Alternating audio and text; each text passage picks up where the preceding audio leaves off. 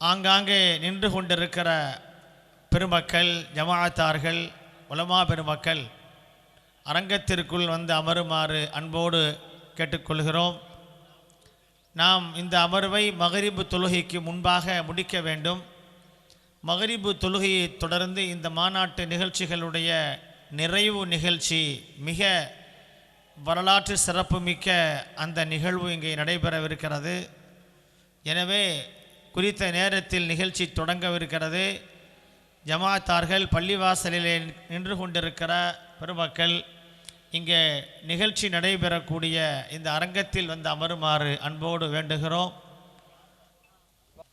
இந்த நிகழ்ச்சியிலே தலைமை ஏற்பதற்காக மாவட்ட ஜமாஅத்துல் உலமா சபையினுடைய துணை தலைவர்களில் ஒருவர் மௌலானா பி அபுல் கலாம் இம்தாதி ஹசரத் அவர்கள், அதேபோல கிராத் ஓதி தொடங்கி வைப்பதற்கு திருநெல்வேலி மாவட்ட ஜமாஅத்துல் உலமா சபையினுடைய நாங்குநேரி வட்டார சபையினுடைய செயலாளர் மௌலவி ஹாஜா மொய்தீன் பைஜி அவர்கள், வரவேற்புரை ஆற்றுவதற்காக திருநெல்வேலி மாவட்ட ஜமாஅத்துல் உலமா சபையின் துணை செயலாளர்கள் ஒருவரான மௌலானா முஹம்மது மொஹீதீன் உஸ்மானி ஆகியோர் இங்கே வருகை தந்து கொண்டிருக்கிறார்கள். இந்த அம்பை வட்டார பகுதியினுடைய பள்ளிவாசலினுடைய பொறுப்புதாரிகள், நிர்வாக பெருமக்கள் இங்கே முன்னிலை வகித்து சிறப்பிக்க இருக்கிறார்கள்.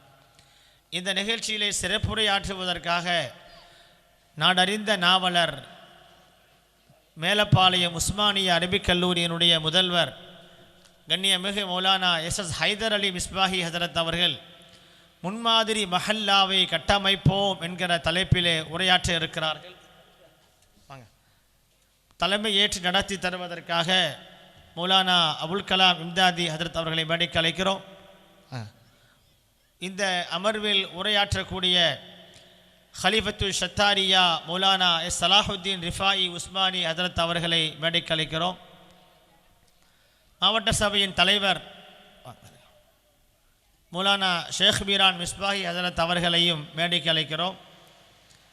யூசுஃபியா அரபிக் கல்லூரியினுடைய பேராசிரியர், பன்முக திறமை வாய்ந்த பன்னூல் ஆசிரியர், ஆய்வாளர் மௌலானா எஸ்இ ஹஜா நிஜாமுத்தீன் யூசுஃபி ஹசரத் அவர்கள் ஷரீஅத்தில் தொழுகை நேரத்தின் முக்கியத்துவம் என்கிற தலைப்பிலே அவர்கள் கருத்துரை ஆற்ற இருக்கிறார்கள். மௌலானா சலாஹுத்தீன் ரிஃபாயி உஸ்மானி ஹசரத் அவர்கள் அன்னலார் போதித்த குடும்ப வாழ்வியல் என்கிற தலைப்பிலே சிறப்புரையாற்ற இருக்கிறார்கள். ஆங்காங்கே நின்று கொண்டிருக்கிற உலமா பெருமக்கள், பள்ளிவாசல் நிர்வாகிகள் உடனடியாக அரங்கத்தில் வந்து அமருமாறு அன்போடு வேண்டிக் கொள்கிறோம்.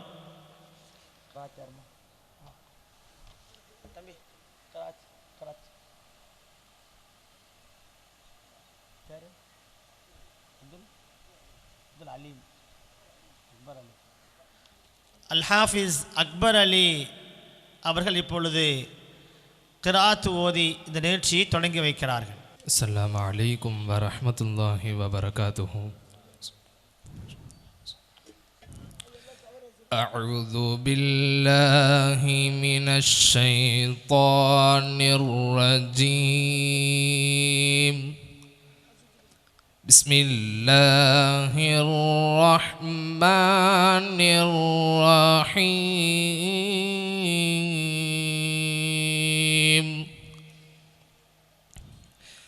لو أنزلنا هذا القرآن على جبل لرأيته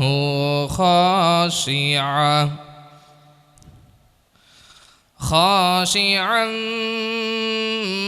متصدعا من خشية الله. وتلك الأمثال نضربها للناس لعلهم يتفكرون. هو الله الذي لا إله إلا هو عالم الغيب والشهادة هو الرحمن الرحيم هو الله الذي لا إله إلا هو الملك القدوس السلام المؤمن المهيمن العزيز الجبار المتكبر سبحان الله عما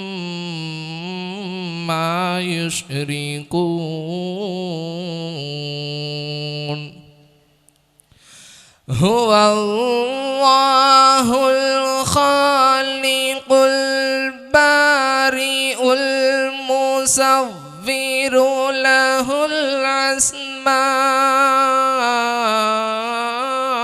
الحسنى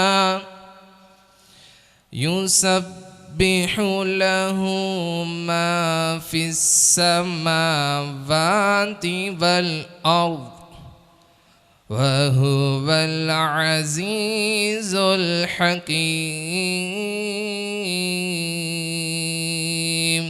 صدق الله العظيم السلام عليكم ورحمة الله وبركاته. இந்த நிகழ்ச்சியில் முன்னிலை வகிக்கக்கூடிய இந்த அம்பை வட்டாரத்தினுடைய பெருமக்கள், மேலச்செவல் பெரிய பள்ளிவாசலினுடைய நிர்வாகி நெய்னா முகமது ஹாஜி ஜே நெய்னா முகமது, மேலச்செவல் ஷேக் மதார் ஜும்மா மஸ்ஜிதினுடைய நிர்வாகி பி முத்து ஜமால், கேசவ சமுத்திரம் பத்தமடை மலுக்காமலியார் ஜும்மா மஸ்ஜிதினுடைய நிர்வாகி KND சையது மீரான், இஸ்லாமிய உளவியல் அழைப்பாளர், இஸ்லாமிய அழைப்பாளர் உளவியல் ஆலோசகர் மௌலாவி முஜிபுர் ரஹ்மான் உமரி, வீரவநல்லூர் மலுக்காமலியார் ஜும்மா மஸ்ஜிதினுடைய நிர்வாகி ஜனாபி ஆதம் இல்யாஸ், வெள்ளாங்குழி ஜும்மா மஸ்ஜிதினுடைய நிர்வாகி ஜனாப் எஸ் மீரான் பண்ணையார், அதேபோல் அருகேசனவநல்லூர் அஹ்மது அலியார் ஜும்மா பள்ளிவாசலினுடைய நிர்வாகி ஜனாப் என் பீர் முஹம்மத், பெரிய ஜும்மா மஸ்ஜிதினுடைய கல்லடைக்குறிச்சி பெரிய மஸ்ஜிதினுடைய நிர்வாகி KS அப்துல் மஜீத் சார் அவர்கள்,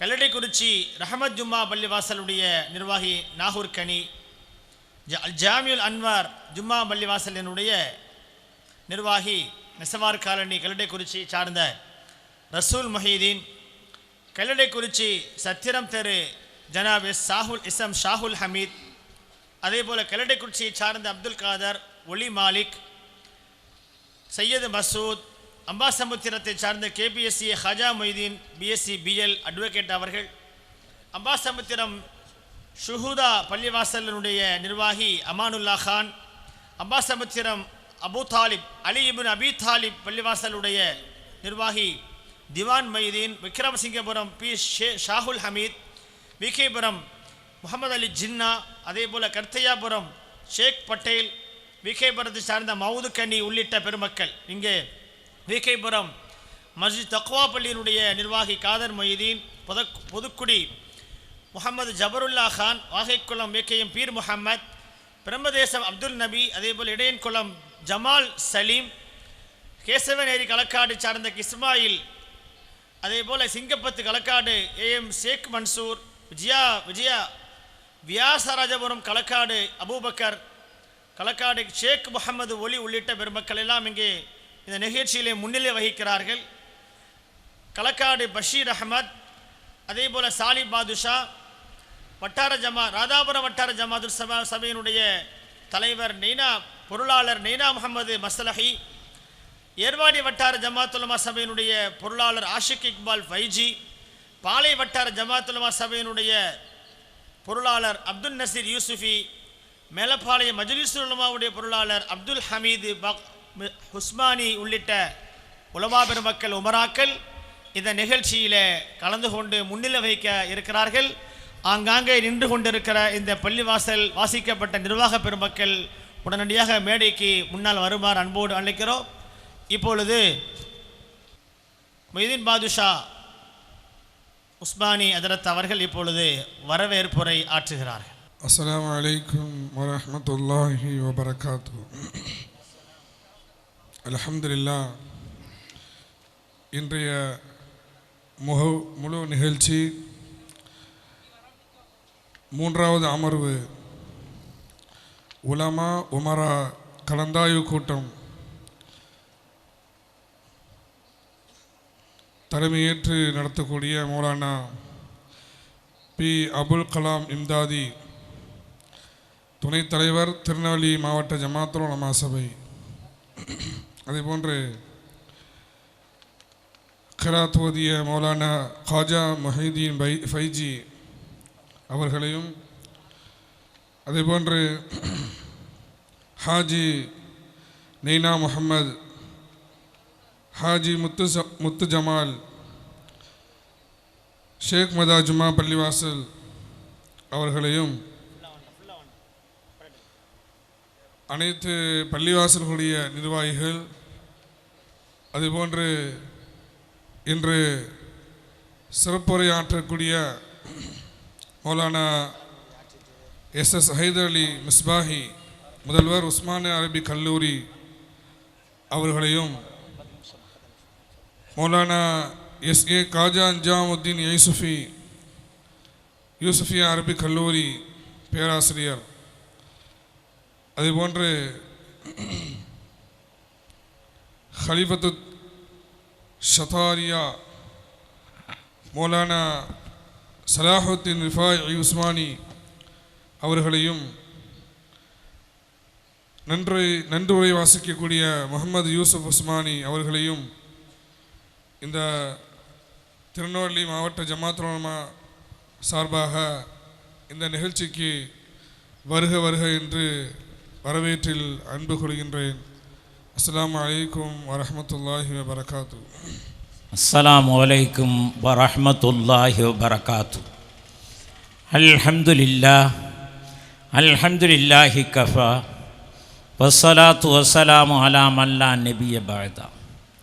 قال الله تعالى في القرآن العظيم أعوذ بالله من الشيطان الرجيم وتحسبهم جميعا وقلوبهم شتى. قال نبينا صلى الله عليه وسلم صنفان من أمتي إذا صلحا صلح الناس كلهم وإذا فسدا فسد الناس كلهم العلماء والأمراء كما قال عليه الصلاة والسلام. رضينا بالله ربا وبالإسلام دينا وبمحمد صلى الله عليه وسلم نبيا ورسولا وبمحي الدين عبد القادر جيلاني رضي الله تعالى عنه شيخا ومرشدا.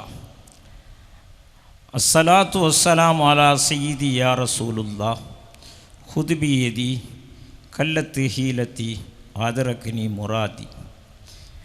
வான்மறை தந்த வல்ல ரஹமானை புகழ்ந்து அவனது தூதர் நமது நபிகள் நாயகம் ஸல்லல்லாஹு அலைஹி வஸல்லம் அவர்களை வாழ்த்தி அவர்களை துயர்ந்த உத்தம சஹாபா பெருமக்களை போற்றி மெய்நிலை கண்ட ஞானி மஹ்பூபே சுபஹானி மஹ்ஷூகே ரஹ்மானி கிந்திலே நூரானி முஹியுத்தீன் அப்துல் காதர் ஜீலானி ரலியல்லாஹு தஆலா அன்ஹு அவர்களின் ஆசீர்வாதத்தை ஆசை வைத்தவனாக தலைமையுரை என்ற 10 நிமிட உரையை துவக்கம் செய்கின்றேன்.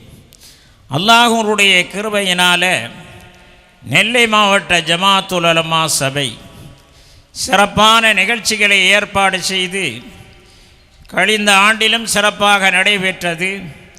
இந்த ஆண்டும் காலையிலிருந்து இரவு வரைக்கும் பல நாட்கள் சிரமப்பட்டு சிறப்பாக ஏற்பாடு செய்திருக்கிறார்கள்.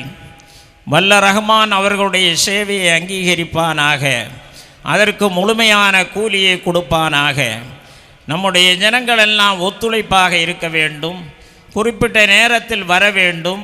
இப்போ அடுத்தடுத்த நிகழ்ச்சிகள் அடுத்தடுத்த ஆண்டுகளில் நடத்துவதற்கு மேலும் மேலும் ஆர்வம் அதிகமாக ஆகும். அருமையானவர்களே, இந்த 3வது அமர்வு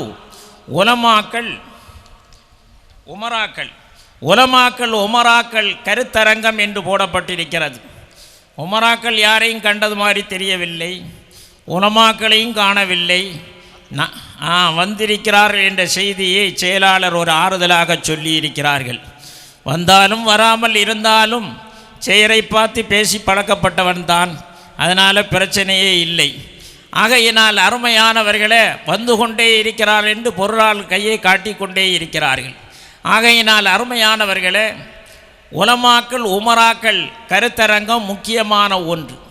இந்த பகுதியில் ஏறக்குறைய 1987-88 என்று நினைக்கிறேன், ஏறக்குறைய 8 ஷரியத்து மாநாடுகள் உலமாக்களும் உமராக்களும் சேர்ந்து இந்த பகுதியை 2ஆக பிரித்து, கடையம் பகுதி ஒன்றாகவும் அம்பை பகுதி ஒன்றாகவும் பிரித்து உமராக்களையும் உலமாக்களையும் சேர்த்து மாபெரும் ஷரியத்து மாநாடு அம்பை நாங்குநேரி வட்டார ஜமாத்துல் உலமா சபையின் சார்பாக ஒரு மாநில ஷரியத்து மாநாடை போன்று 8 மாநாடுகள் நடத்தினோம்.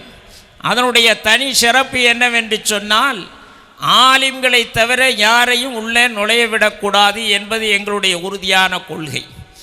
ஆலிம்களுடைய பேச்சுக்கு ஆட்கள் வருவார்களா என்பதை காட்டுவதற்கு 6000-7000 பேர்கள் ஒவ்வொரு ஷரியத்து மாநாட்டுக்கும் இதை மாதிரி அழைக்க வேண்டிய அவசியமில்லை. காலையில் வந்தால் ராத்திரி வரைக்கும் முடிந்தது, சுக்ரியா போய்விட்டு வாருங்கள் என்று சொல்லுகின்ற வரைக்கும் இன்னும் உண்டா என்று காத்து இருந்தார்கள். அல்லாஹ் சுப்ஹானஹு தஆலா அந்த நிகழ்ச்சிகளை நடத்திய உலமாக்களையும் அந்த நிகழ்ச்சிகளை நடத்திய முத்தவல்லிகள், அதாவது உமராக்கள்லையும் நிறைய பேர்கள் இந்த உலகத்தை விட்டு விடைபெற்று விட்டார்கள்.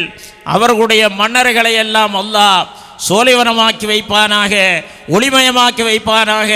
அவர்களுடைய சேவைகளை அங்கீகரித்து அவர்களுடைய நன்மைகளை ஏற்றி அவர்களுடைய கபரை ஒளிமயமாக்கி வைப்பானாக என இந்த நல்ல நேரத்தில் துஆ செய்து, அருமையானவர்களே, உலமாக்களும் உமராக்களும் நாணயத்துடைய 2 பக்கங்களை போன்றவர்கள்.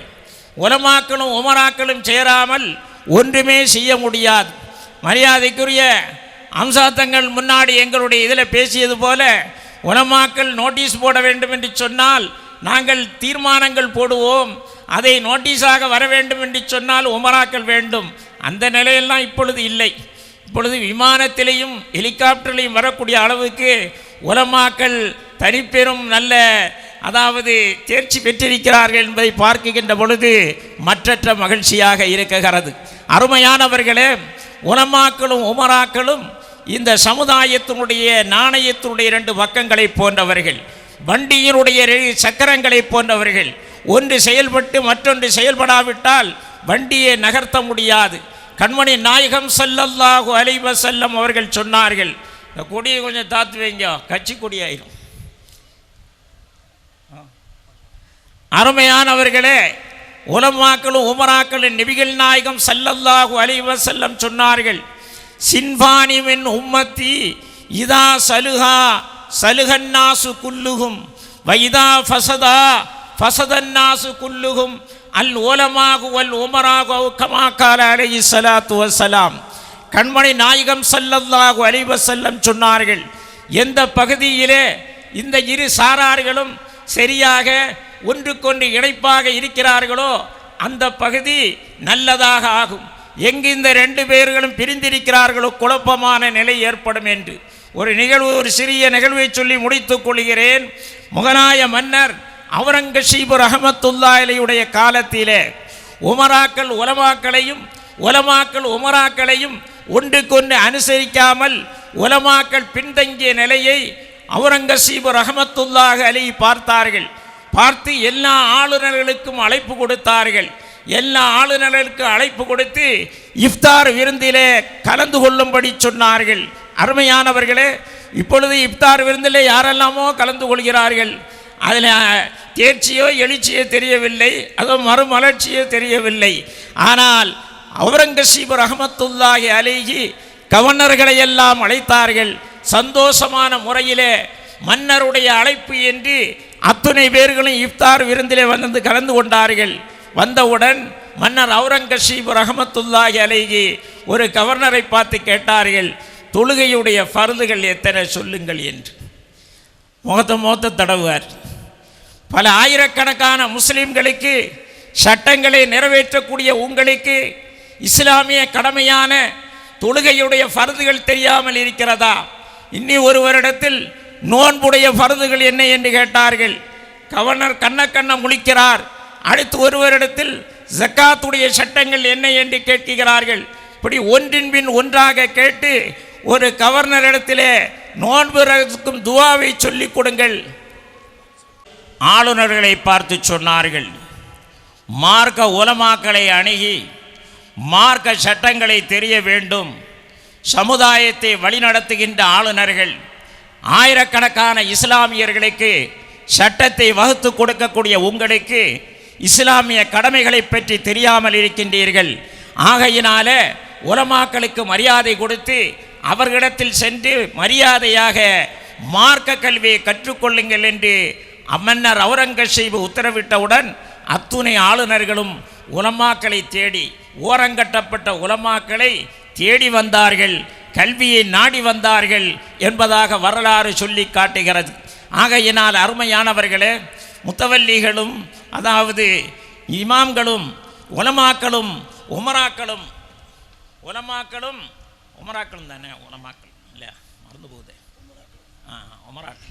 உலமாக்களும் உமராக்களும் சேர்ந்து நடத்துகின்ற நிகழ்ச்சி அது என்னைக்கும் தனிப்பெற நிகழ்ச்சியாக காட்சி அளிக்கும். அந்த அடிப்படையில் தான் அருமையானவர்களே, நாங்கள் 8 வருஷமாக நடத்துகின்ற பொழுது ஒவ்வொரு வருஷமும் உலமாக்களையும் உமராக்களையும் ஒரு பள்ளியிலே இணைத்து ஒரு கூட்டத்தை நடத்துவோம். உங்களுடைய குறைகள் என்ன என்று உமராக்களிடத்திலும் கேட்போம், உலமாக்களிடத்திலும் கேட்போம், அதுக்கு முறையாக நிவாரணங்களும் அளிப்போம். இந்த அடிப்படையில் செயல்பட்டது. ஆகையினால் அல்லாஹு சுப்ஹானஹு வ தஆலா இந்த உலமாக்களும் உமராக்களுடைய இந்த கலந்தாய்வு கூட்டத்திலே உமராக்கள் அதிகமாக கலக்க வேண்டும், உமராக்களும் உலமாக்களும் அதிகமாக கலக்க வேண்டும். அல்லாஹ் இதை பயனுள்ளதாக ஆக்கி வைப்பானாக என இந்த நல்ல நேரத்தில் துவா செய்து எனக்கு இங்கே தலைமை தாங்க வாய்ப்பளித்தமைக்காக திருநெல்வேலி மாவட்ட ஜமாத்துல் உலமா சபையினுடைய குறிப்பாக செயலாளர் ரொம்ப சுறுசுறுப்பாக சுப்ஹான் அல்லாஹ் ஒரு பெயர் கூட விடாமல் நான் சொல்லிவிட்டேன், உங்களுடைய ஹயாத் வரைக்கும் நீங்கள் தான், அதுக்கு பிறகுதான் அடுத்த செயலாளர் இன்ஷா அல்லாஹ். இவ்வளவு சுறுசுறுப்பாக ஓடி சாடி, அவர்களுக்கு எவ்வளோ வேலை இருக்கிறது, கல்லூரி வேலை இருக்கிறது, அவர்கள் A to Z வரைக்கும் படித்திருக்கிறார்கள் என்றாலும் தன்னுடைய பதவியோ பட்டத்தையோ பாராமல் ரொம்ப தாராளமாக அயராது உழைத்திருக்கிறார்கள். அல்லாஹ் அவர்களுடைய உழைப்பை இந்த மார்க்கத்துக்காக அங்கீகரித்து நோயற்ற வாழ்க்கையை அவர்களுக்கும் கொடுத்து நீண்ட ஆயுளையும் அவர்களுக்கு கொடுத்து மேலும் சுறுசுறுப்பாக ஓடி ஓடி சுறுசுறுப்பாக சமுதாய சேவை செய்திட அல்லாஹ் அவர்களுக்கு அருள் பாலிப்பாராக என இந்த நல்ல நேரத்தில் துவா செய்து அடுத்து இங்கே சிறப்புரையாற்ற வருகை தந்திருக்கின்ற 3 பேர்களில் மௌலானா மௌலவி எஸ் சலாஹுத்தீன் ரிஃபாயி உஸ்மானி கலீஃபத்து சத்தாரியா அவர்கள் அன்னலார் போதித்த குடும்ப வாழ்வியல் என்ற அடிப்படையில் ஏறக்குறைய ஒரு 25 நிமிஷம் பேசுவார்கள் என்று நினைக்கின்றேன். அஸ்ஸலாமு அலைக்கும் வரஹ்மத்துல்லாஹி வபரகாத்துஹு. உகத்திமு பிஸ்மில்லாஹி ஜல்ல வகஸ்ஸமா உஹம்திலு ஹம்தம் பித்தவாமி முவஸ்ஸமா உஸல்லிமு தஸ்லீமன் கஸீரன் கியாஸமா உஸல்லி ஸலாத்தன் தம்லஉல் அர்த வஸ்ஸமா அலா மல்லஹுல் அஅலல் உலா முதபவ்வஉ صلاة وتسليم وأزكى تحيتي على المصطفى الهادي البرايا محمدي أصلي على خير الأنام وسيدي صلاة بها أرجو لقاء محمدي اللهم صل وسلم وبارك عليه. அல்லாஹுடைய மகத்தான பேரருளால் திருநெல்வேலி மாவட்ட ஜமாத்துல் உலமா சபை நடத்தக்கூடிய சமய நல்லிணக்க மீலாது விழாவினுடைய 3வது அமர்வு உலமாக்கல் மற்றும் உமராக்கல் கலந்தாய்வு என்ற அடிப்படையில் சிறப்பாக துவங்க பெற்று நடைபெற்று கொண்டிருக்கிறது. இந்த அமர்வுக்கு தலைமையேற்று மிக சிறப்பாக தன்னுடைய தலைமையுரையை தந்த எங்களுடைய ஆசிரியர் பெருந்தகை கண்ணியத்திற்குரிய ஹசரத் கிப்லா அவர்கள் உலமாக்களும் உமராக்களும் இந்த உம்மத்தினுடைய உம்மத் என்ற நாணயத்தினுடைய 2 பக்கங்கள் என்று சொன்னார்கள். மார்க்க அடிப்படையில் இந்த உம்மத்தை வழிநடத்தக்கூடிய உலமாக்கள், சமுதாய அடிப்படையிலே இந்த உம்மத்தை ஜமாத்துகளாக மஹல்லாக்களாக நிர்வகிக்கக்கூடிய உமராக்கள் நிர்வாகிகள், இவர்களுடைய முயற்சி இல்லாமல், இவர்களுடைய களப்பணிகள் இல்லாமல் சமூகத்தில் எந்த மாற்றமும் சாத்தியமில்லை என்பதை மிக அழகாக தன்னுடைய தலைமையுரையிலே கண்ணியத்திற்குரிய ஹஜரத் பெருந்தகை அவர்கள் சுட்டிக்காட்டினார்கள்.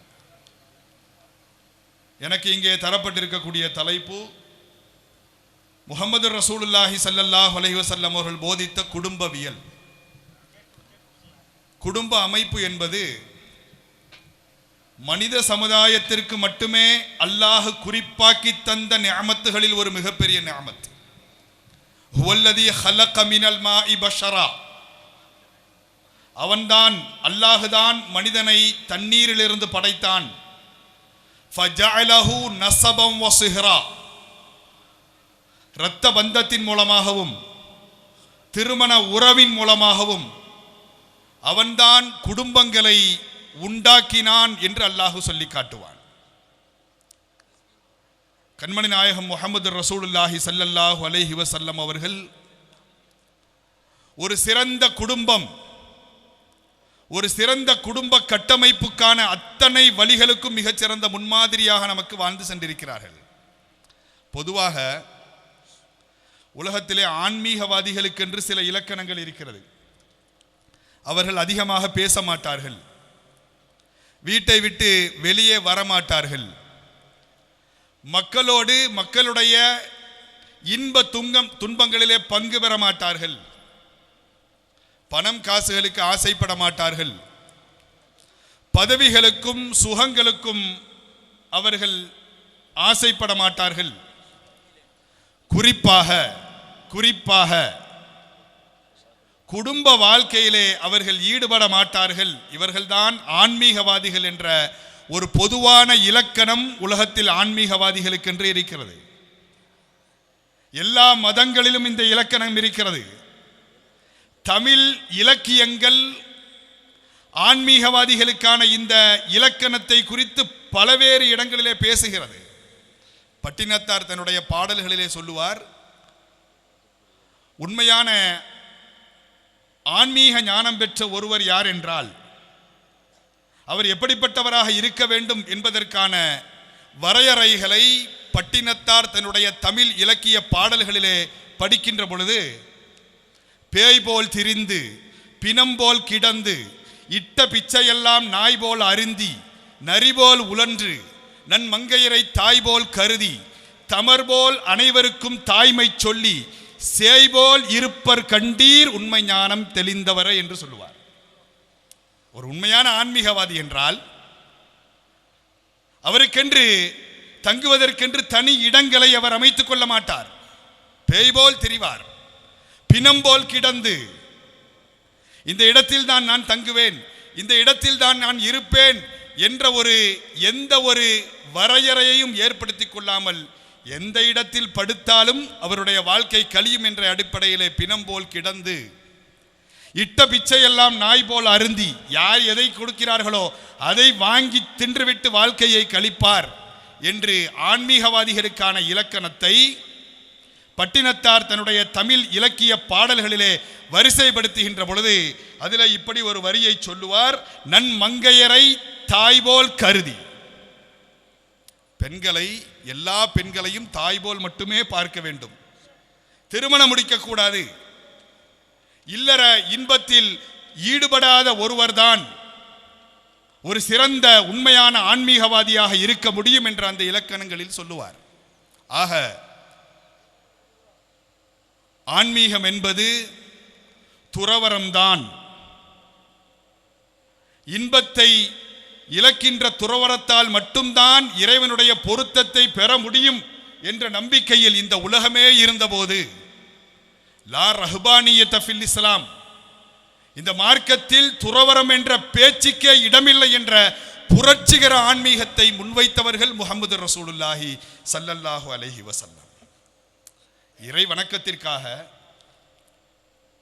இறைவனுடைய திருப்தியை பெறுவதற்காக என் தூக்கத்தை நான் இழக்கிறேன், இரவு முழுவதும் வழக்கத்திலேயே என்னுடைய வாழ்க்கையை கழிப்பேன் என்றும், இறை வணக்கத்திற்காக என் உணவை நான் துறக்கிறேன், என் வாழ்நாளில் நான் சந்திக்கக்கூடிய பகல் முழுவதும் நான் நோன்பாளியாகவே இருப்பேன் என்றும், இறை பொருத்தத்தை பெறுவதற்காக என் உடல் சுகங்களை நான் துறந்து குடும்ப வாழ்க்கையில் ஈடுபடாமலேயே வாழ்வேன் என்றும் சில சஹாபாக்கள், சில நபித்தோழர்கள் தங்களுக்கு தாங்களே உறுதிமொழி எடுத்துக்கொண்ட போது, இதை கேள்விப்பட்ட முஹம்மது ரசூலுல்லாஹி ஸல்லல்லாஹு அலைஹி வஸல்லம் அவர்களை அழைத்து சொன்னார்கள், உங்களை விட நான் அல்லாஹ்வை அறிந்தவனாக இருக்கிறேன், உங்களை விட நான் அல்லாஹ்வை அதிகம் அஞ்சி வாழக்கூடியவனாக இருக்கிறேன். வலாக்கின்னி அகூமு வ நாமு வ அஸூமு வ உஃப்திரு வ அத்தஸவ்வஜு அன்னிஸா. உங்களை விட நான் அல்லாஹ்வை அறிந்தவனாக இருக்கிறேன், உங்களை விட நான் அவனுக்கு அதிகம் அஞ்சி வாழக்கூடியவனாக இருக்கிறேன். என்றாலும் நான் இரவு நேரங்களில் தூங்கவும் செய்கிறேன், இறைவனை நின்று வணங்கவும் செய்கிறேன். சில நாட்களில் நோன்பு நோக்கிறேன், சில நாட்களில் நோன்பு நோக்காமல் விட்டுவிடுகிறேன். பெண்களை திருமணம் முடித்து குடும்ப வாழ்க்கையில் நான் ஈடுபடுகிறேன் என்று சொல்லிவிட்டு, ஃபமன் ரகிப அன் சுன்னதி, திருமணம் முடித்து குடும்ப வாழ்க்கையில் ஈடுபடக்கூடிய அந்த வழிமுறையை யார் புறக்கணிக்கிறாரோ, என்னுடைய அந்த சுன்னத்தை யார் விடுகிறாரோ, ஃபலைஸ மின்னி, அவர் என்னை சார்ந்தவராக, என் சமூகத்தை சார்ந்தவராக இருக்க முடியாது என்றார்கள் முஹம்மது ரசூலுல்லாஹி ஸல்லல்லாஹு அலைஹி வஸல்லம் அவர்கள். இந்த உலகத்தில் ஆன்மீகவாதிகளாக அறியப்படுகின்ற, உலகம் இன்றைக்கு பேசுகின்ற அத்தனை ஆன்மீகவாதிகளும் தோற்றுப்போன ஒரு இடம் இருக்கும் என்றால் அது குடும்ப வாழ்க்கை. ஓசோ குடும்பத்தை பிரிந்தார். கௌதம புத்தர் துறவரத்திற்காக வேண்டி, ஆன்மீகத்திற்காக வேண்டி தன்னுடைய மனைவி யசோதாவையும் தன்னுடைய மகன்களையும் தவிக்க விட்டு சென்றார். உலகையே அன்பால் அரவணைக்க வேண்டும், அனைத்து மனிதர்களின் மீதும் அன்பை பொழிய வேண்டும் என்று உலகத்திற்கே போதனை செய்த உலகத்தினுடைய மிக பெரும் தத்துவ ஞானி லியோ டால்ஸ்டாய். இன்றைக்கு மேலை நாடுகளிலே இவருடைய வாழ்வியல் தத்துவங்கள் உயர்கல்வி படிக்கக்கூடிய மாணவர்களுக்கு போதிக்கப்படுகிறது. சோஃபியா என்ற ஒரு பெண்ணை திருமணம் முடித்து 20 ஆண்டுகள் அந்த பெண்ணோடு வாழ்ந்தார். ஒரு கட்டத்தில் அந்த பெண்ணோடு வாழ்ந்த அந்த வாழ்க்கை வெறுத்து, இதற்கு மேல் இவளோடு இருக்கக்கூடாது என்று முடிவு செய்து, உன்னோடு எனக்கு வாழ்வதற்கு பிடிக்கவில்லை, எனவே உன்னை விட்டு நான் பிரிந்து செல்கிறேன், நான் எங்கு சென்றேன் என்று என்னை நீ தேடி வரக்கூடாது, ஒருவேளை நான் இருக்கும் இடத்தை உனக்கு யாராவது சொன்னாலும் அங்கு வந்து என்னை நீ சந்திக்க கூடாது என்று கடிதம் எழுதி வைத்துவிட்டு மனைவியிடம் சொல்லாமல் கொள்ளாமல் இரவோடு இரவாக வீட்டை விட்டு வெளியேறினார். ஒரு கட்டத்தில் அவர் ரயிலிலே அடிபட்டு பலத்த காயங்களோடு உயிருக்கு போராடி கொண்டிருக்கிறார். இதை யார் மூலமாகவோ கேள்விப்பட்ட லியோ டால்ஸ்டாயினுடைய மனைவி அவரை சந்திப்பதற்காக வருகிறாள். அவர் வைக்கப்பட்டிருந்த அந்த அறைக்கு வெளியே இருந்த அவருடைய சீடர்கள் அவருடைய அனுமதியின்றி யாரும் அவரை சந்திக்க முடியாது என்று அந்த பெண்ணிடத்திலே சொல்லி உள்ளே சென்று அனுமதி கேட்கிறார்கள். உலகத்தையே அன்பால் அரவணைக்க வேண்டும் என்று இந்த உலகத்திற்கு போதனை செய்த அந்த லியோ டால்ஸ்டாய் சொன்னார், அவளை, அவளுடைய முகத்தை பார்ப்பதற்கு எனக்கு விருப்பமில்லை, நான் இறந்த பிறகும் என் முகத்தை அவள் பார்க்கக்கூடாது, என்னை புதைத்த கல்லறையையும் கூட கூடாது என்று சொல்லி அவளை திரும்ப அனுப்பினார். உலகத்தை அன்பால் அரவணைக்க வேண்டும் என்று இந்த உலகத்திற்கே போதனை செய்த ஒரு ஆன்மீகவாதி, ஒரு தத்துவ ஞானி, அவரோடு 20 ஆண்டுகள் குடும்பம் நடத்திய மனைவியை இறப்பதற்கு முன்பு சந்திப்பதற்கு விரும்பவில்லை. உலகத்தின் அத்தனை ஆன்மீகவாதிகளும் அத்தனை தத்துவ ஞானிகளும் தோற்று போன ஒரு இடம் குடும்ப வாழ்க்கை, குடும்ப அமைப்பு. முஹம்மது ரசூலுல்லாஹி ஸல்லல்லாஹு அலைஹி வஸல்லம் வாழ்க்கை எப்படி இருந்தது? ஆயிஷா ரலியல்லாஹு அன்ஹா அவர்கள் சொல்லக்கூடிய ஒரே ஒரு செய்தி போதுமாகும். இமாம் புகாரி ரஹ்மஹுல்லாஹ் அவர்கள் பதிவு செய்வார்கள். ஆயிஷா ரலியல்லாஹு அன்ஹா அவர்கள் சொல்வார்கள், மாத்த ரசூலுல்லாஹி ஸல்லல்லாஹு அலைஹி வஸல்லம் இன்னஹு லபைன ஹாகினதி வ ஸாகினதி. எங்கள் நாயகம் முஹம்மது ரசூலுல்லாஹி ஸல்லல்லாஹு அலைஹி வஸல்லம் அவர்கள் என்னுடைய நாடிக்கும் என்னுடைய மார்புக்கும் இடையில் தலை சாய்த்து இருந்த நிலையில் இந்த உலகத்தை விட்டு பிரிந்தார்கள். உலகத்தின் ஆன்மீகவாதிகள் எல்லாம் தோற்று போன அந்த இடத்தில் முஹம்மது ரசூலுல்லாஹி ஸல்லல்லாஹு அலைஹி வஸல்லம் அவர்கள் வென்றார்கள். இதற்கு காரணம் என்ன? காரணம் என்ன? இறை பொருத்தத்தை அடைவதற்கு இல்லறத்தின் சுகங்களை துறப்பதுதான் சரியான வழி என்பது அந்த ஆன்மீகவாதிகளுடைய கருத்தாக இருந்தது. இறைவனிடம் கூலிகளை பெறுவதற்கு உலகத்தின் எல்லா இன்பங்களையும் விடுவதுதான் சரியான வழிமுறை என்பது அவர்களுடைய பார்வையாக இருந்தது. முஹம்மது ரசூலுல்லாஹி ஸல்லல்லாஹு அலைஹி வஸல்லம் பார்வை என்ன தெரியுமா? குடும்ப வாழ்க்கையை வணக்கத்தின் ஒரு பகுதியாக அவர்கள் பார்த்தார்கள். குடும்ப வாழ்க்கையை ஆன்மீகத்தின் ஒரு அங்கமாக அவர்கள் பார்த்தார்கள். குடும்ப வாழ்க்கையை இறைவனிடம் கூலியை பெற்றுத்தரும் இடமாக, தலமாக அவர்கள் பார்த்தார்கள். ஒரு மனிதன் தன் குடும்பத்திற்காக செய்யக்கூடிய அத்தனை காரியங்களுக்கும் அல்லாஹ்விடத்திலே மகத்தான கூலியுண்டு என்ற பார்வையோடு, கண்ணோட்டத்தோடு பார்த்தார்கள், வாழ்ந்தார்கள், வழிகாட்டினார்கள். சொல்லுவார்கள், அபூ ஹுரைரா ரலியல்லாஹு அன்ஹு அவர்கள் அறிவிப்பார்கள், இறைவனுடைய பாதையிலே நீ செலவழிக்கக்கூடிய ஒரு தீனார், ஒரு அடிமையை உரிமை விடுவதற்காக வேண்டி உன்னுடைய பணத்திலிருந்து நீ செலவு செய்யக்கூடிய ஒரு தீனார், ஒரு ஏழை மிஸ்கீனுக்கு அவனுடைய சிரமத்தை போக்குவதற்காக நீ தானமாக தருகின்ற ஒரு தீனார், உன்னுடைய பொறுப்பின் கீழ் இருக்கக்கூடிய உன் குடும்பத்தார்களுக்கு செலவழிப்பதற்காக வேண்டி நீ எடுத்து தருகின்ற ஒரு தீனார்,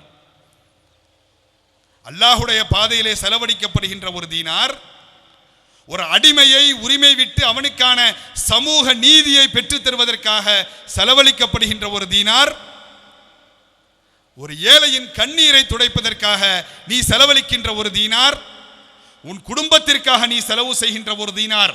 இந்த தீனார்களில் அலமுஹா அஜ்ரன், இறைவனிடத்தில் உனக்கு கூலியை அதிகம் பெற்றுத் தருகின்ற தீனார் எது தெரியுமா?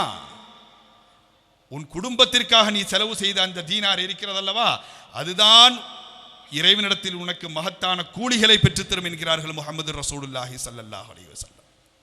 குடும்ப வாழ்க்கையை, குடும்ப வாழ்க்கைக்காக ஒரு மனிதன் செய்யக்கூடிய செயல்பாடுகளை, நடவடிக்கைகளை இறைவனின் பொருத்தத்தை பெற்றுத்தரக்கூடியதாக, இறைவன் புறத்திலிருந்து கூலியை பெற்றுத்தரும் வணக்கமாக பார்த்த அந்த பார்வைதான்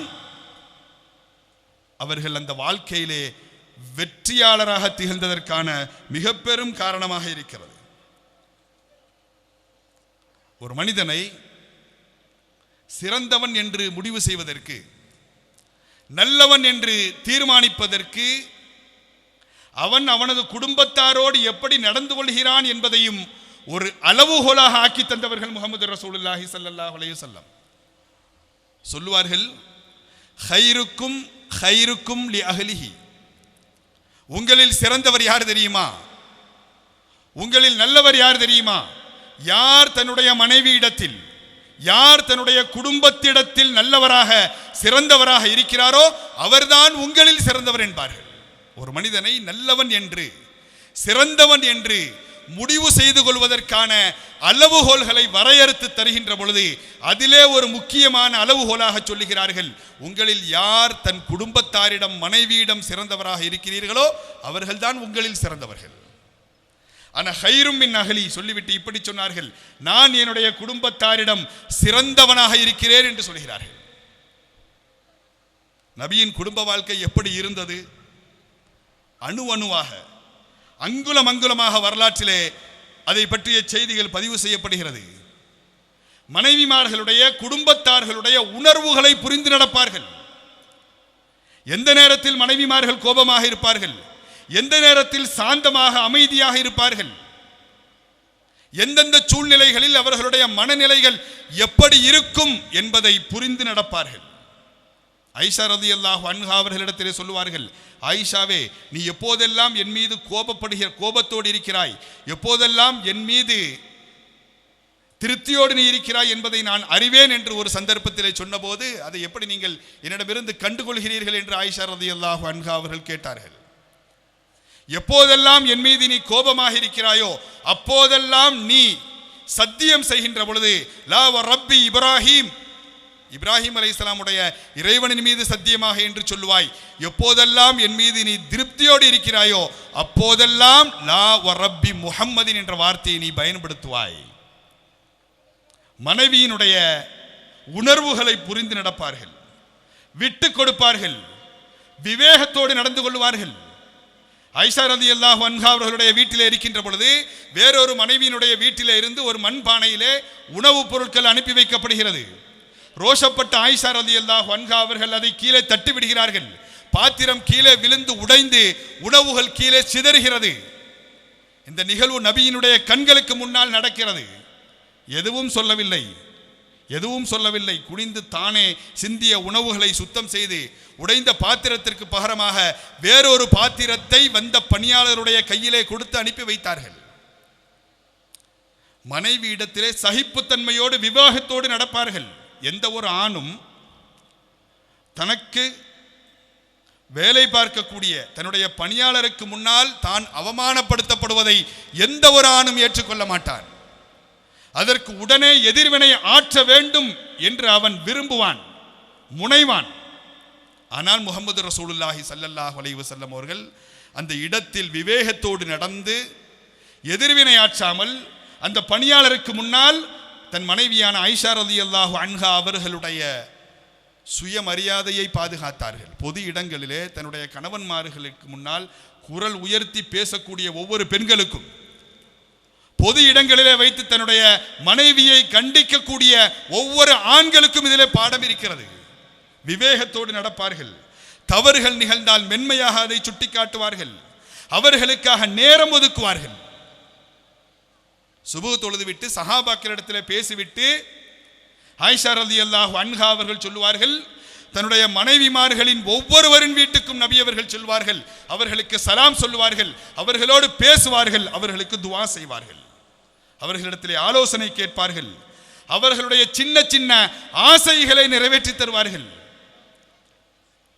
இரவெல்லாம் நான் நன்றியுடைய ஒரு அடியானாக ஆக வேண்டாமா என்ற எண்ணத்தோடு கால்கள் வீங்க வீங்க நின்று தொழக்கூடிய முஹம்மது ரசூலுல்லாஹி ஸல்லல்லாஹு அலைஹி வஸல்லம் அவர்கள் கால் வீங்கும் அளவுக்கு இரவிலே நின்று தொழக்கூடிய நபி அவர்கள் தன் மனைவி ஆயிஷா ஆசைப்பட்டார் என்பதற்காக வேண்டி, விரும்பினார் என்பதற்காக வேண்டி வீதியிலே நடைபெற்ற ஒரு வீர விளையாட்டு பொழுதுபோக்கு போட்டியை அவருக்கு காட்டுவதற்காக வேண்டி கால்கடுக்க அங்கேயும் நின்றார்கள் என்று வரலாறு சொல்கிறது.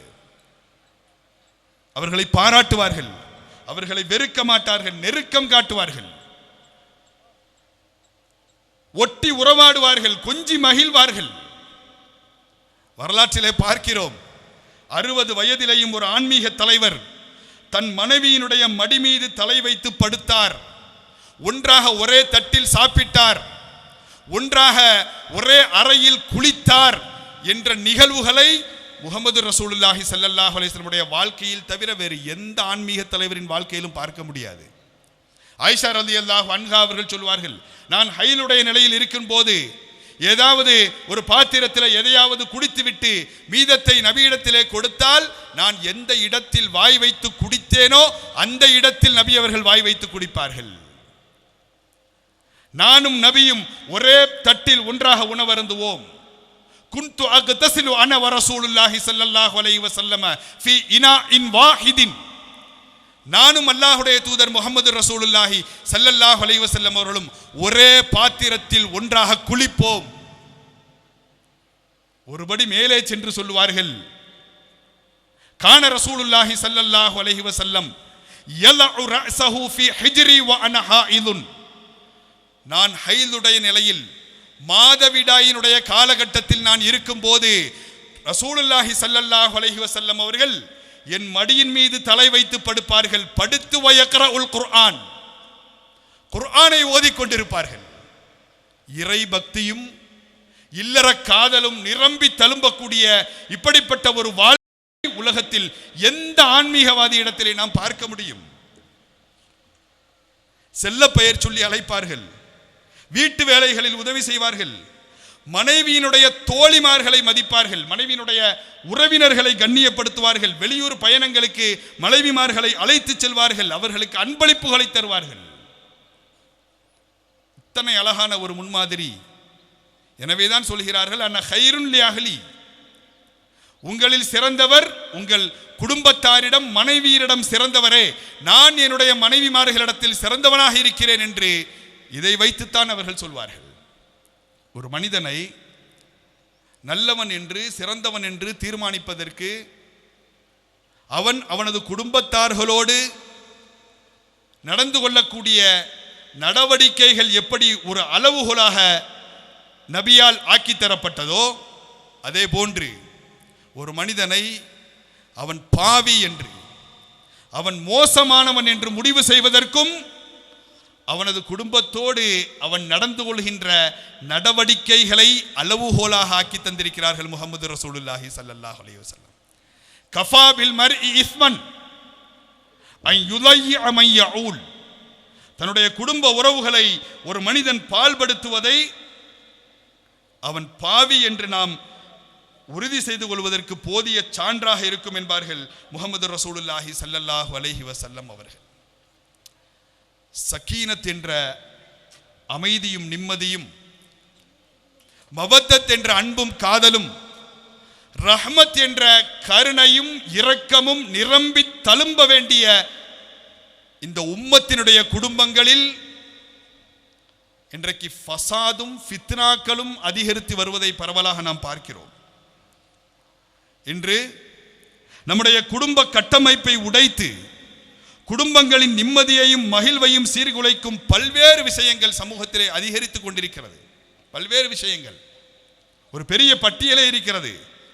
பொறுப்பற்ற கட்டுப்பாடற்ற சுதந்திரம் தரப்படுவது இன்றைக்கு பல்வேறு குடும்பங்களில் நிம்மதியை சந்தோஷத்தை சீரழித்துக் கொண்டிருக்கிறது. கட்டுப்பாடற்ற பொறுப்பற்ற சுதந்திரம் வழங்கப்படுவது, சிறு வயதிலேயே பிள்ளைகளுக்கு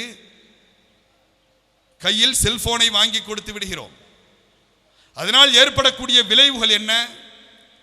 அதனால் அவர்களுக்கு ஏற்படக்கூடிய ஒழுக்க ரீதியான சீர்கேடுகள் என்ன? ஒரு காலம் இருந்தது, நம்முடைய பிள்ளைகள் அவர்கள் கெட்டு போக வேண்டுமானால், வழிதவறி போக வேண்டுமானால் வீட்டை விட்டு வெளியே சென்றால்தான் அது சாத்தியம் என்ற ஒரு காலம் இருந்தது. அதனாலேயே அவர்களை வீட்டை விட்டு வெளியே அனுப்பாமல் வீட்டுக்குள்ளே வைத்து பொத்தி பொத்தி பாதுகாத்தார்கள் பெற்றோர்கள். இன்றைக்கு அப்படி அல்ல. பாவங்களுக்கான வழிகேட்டுக்கான எல்லா வாசல்களும் திறந்து வைக்கப்பட்ட ஒரு காலத்தில் நாம் வாழ்ந்து கொண்டிருக்கிறோம். கையில் ஒரு செல்போனும் அதிலே கொஞ்சம் டேட்டாவும் மட்டும் இருந்தால் போதும், உலகத்தின் எத்தனை பெரிய பாவங்களிலும் அவர்கள் தங்களை ஈடுபடுத்திக் கொள்ள முடியும். சூதாட்டத்தில் விழ முடியும், விபச்சாரத்தில் சிக்க முடியும், தவறான கொள்கைகளால் வழிகட்டு முர்த்தத்தாகி மார்க்கத்தை விட்டு வெளியேறி கூட அவர்களால் செல்ல முடியும் எனும் அளவுக்கு பாவத்துக்கான எல்லா வாசல்களும் திறந்து வைக்கப்பட்ட காலச்சூழலில் 5வது வயது 6வது வயது படிக்கக்கூடிய பிள்ளைகளுடைய கல்விகளிலே செல்போன்களை தருகிறோம் என்றால் கட்டுப்பாடற்ற பொறுப்பற்ற சுதந்திரம் குடும்பங்களுடைய நிம்மதியை இன்றைக்கு அளித்துக் கொண்டிருக்கிறது.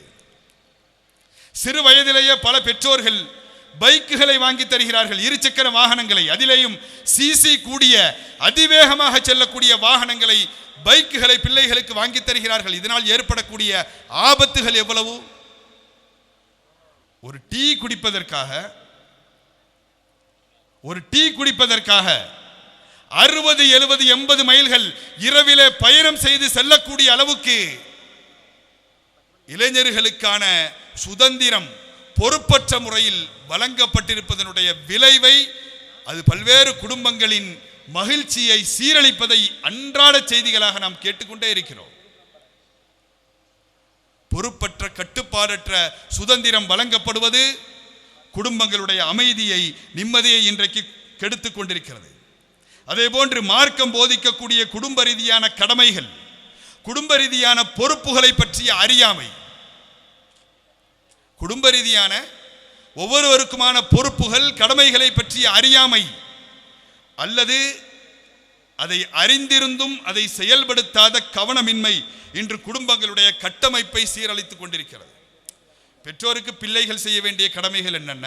ஒரு குடும்ப அமைப்பிலே பிள்ளைகளை பெற்றோர்கள் எப்படி உருவாக்க வேண்டும், மனைவியின் கடமைகள் என்னென்ன, கணவனின் கடமைகள் என்னென்ன, எல்லாவற்றையும் வரையறுத்து தந்திருக்கிறார்கள் முஹம்மது ரசூலுல்லாஹி ஸல்லல்லாஹு அலைஹி வஸல்லம் அவர்கள். மார்க்கம் போதித்த குடும்ப ரீதியான கடமைகள் பொறுப்புகளை பற்றிய அறியாமை குடும்பங்களை இன்றைக்கு சீரழித்துக் கொண்டிருக்கிறது. திருமணத்திற்கு பின்பு தங்களுடைய பெற்றோர்களை ஏறெடுத்து கூட பார்க்காத எத்தனையோ ஆண்களை சமூகத்திலே நாம் பார்க்கிறோம். நான் ஏன் என் மாமியை பார்க்க வேண்டும், நான் ஏன் என் மாமாவை பார்க்க வேண்டும், நான் ஏன் என் மைனியை அல்லது என் நாத்தனாரை நான் ஏன் பார்க்க வேண்டும் என்ற சிந்தனையோடு தனி குடித்தனம் அமைத்தே தீர வேண்டும் என்று சொல்லி, இல்லையென்றால் என்னை விட்டுவிடு என்று, எனக்கு ஹுலா கொடுத்து விடு என்று முரண்டு பிடிக்கின்ற எத்தனையோ பெண்களை சமூகத்திலே நாம் பார்க்கிறோம். கடமைகள் என்னென்ன, குடும்ப ரீதியான பொறுப்புகள் என்னென்ன என்பதை பற்றிய அறியாமை குடும்பங்களை இன்றைக்கு சிதைத்துக் கொண்டிருக்கிறது. அதே போன்று எல்லா விஷயங்களிலும் நிதானமின்றி எடுக்கப்படுகின்ற அவசர நடவடிக்கைகள், அவசர முடிவுகள் இன்றைக்கு குடும்பங்களுடைய கட்டமைப்பை நிம்மதியை சீரழித்துக் கொண்டிருக்கிறது. ஒன்றுமில்லாத அற்பமான காரணங்களுக்கெல்லாம் இன்றைக்கு தலாக், ஹுலா என்று சமூகத்திலே குடும்ப கட்டமைப்பை உடைத்து நொறுக்கும் இந்த செயல்கள் சாதாரணமாக அரங்கேறுகிறது, மிக சாதாரணமாக. அதேபோன்று ஷரியத்துக்கு பதிலாக மாற்று கலாச்சாரங்களுக்கு முக்கியத்துவம் தரும் போக்கு, இதனால் இன்றைக்கு பல குடும்பங்களுடைய கட்டமைப்பு சீரழிந்து கொண்டிருக்கிறது. விரிவாக பேசுவதற்கான நேரம் இல்லை. சோசியல் மீடியாக்கள் ஏற்படுத்தக்கூடிய எல்லையற்ற தாக்கம், இதனால் இன்றைக்கு பல்வேறு குடும்பங்களுடைய கட்டமைப்பு உடைக்கப்பட்டு வருகிறது. ஒரு விஷயத்தை நாம் புரிந்து கொள்ள வேண்டும், குடும்பங்கள் தான் சமூகத்தினுடைய அடித்தளம். உமர் ரலியல்லாஹு அன்ஹு அவர்கள் சொல்வார்கள், குடும்பங்கள் சீர்மை பெறாமல் சமூகம் ஒரு காலும் சீர்மை பெறாது.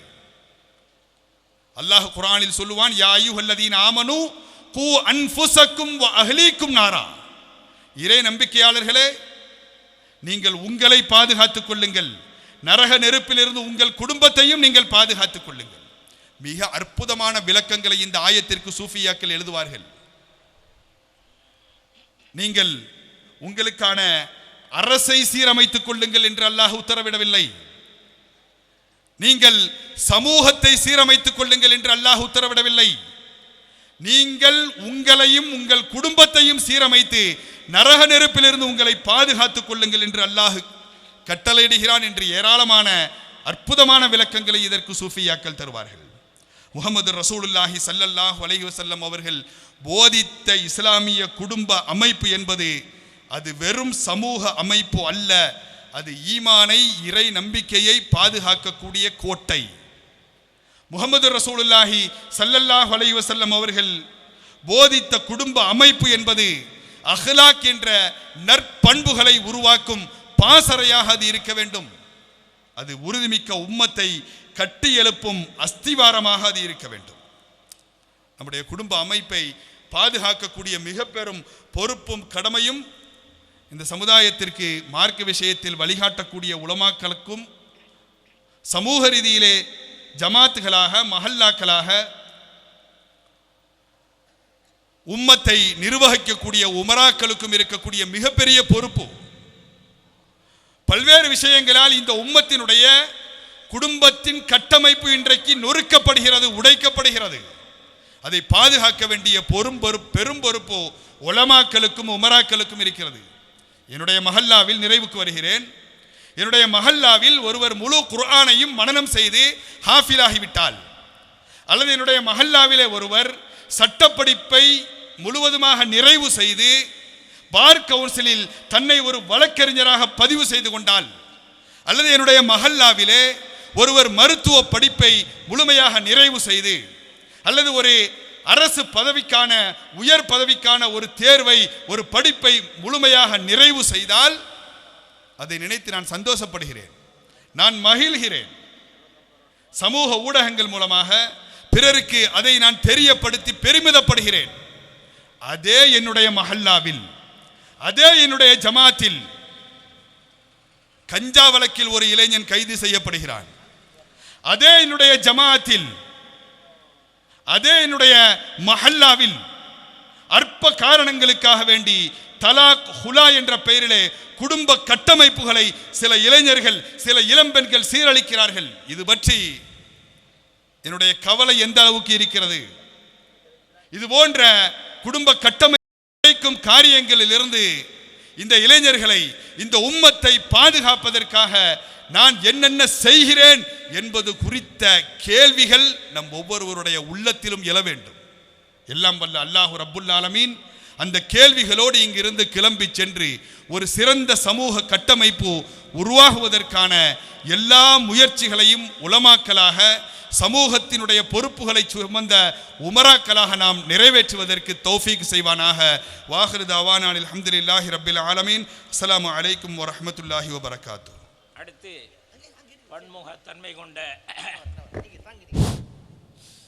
பன்முகத்தன்மை கொண்ட மௌலானா மௌலவி யூசுபியா அரபிக் கல்லூரியுடைய பேராசிரியர் எஸ்ஏ ஹாஜா நிஜாமுத்தீன் யூசுபி அவர்கள் ஷரியத்தில் தொழுகை நேரத்தின் முக்கியத்துவத்தை குறித்து உங்களுக்கு ஏறக்குறைய 20 நிமிஷங்கள் பேசுவார்கள்.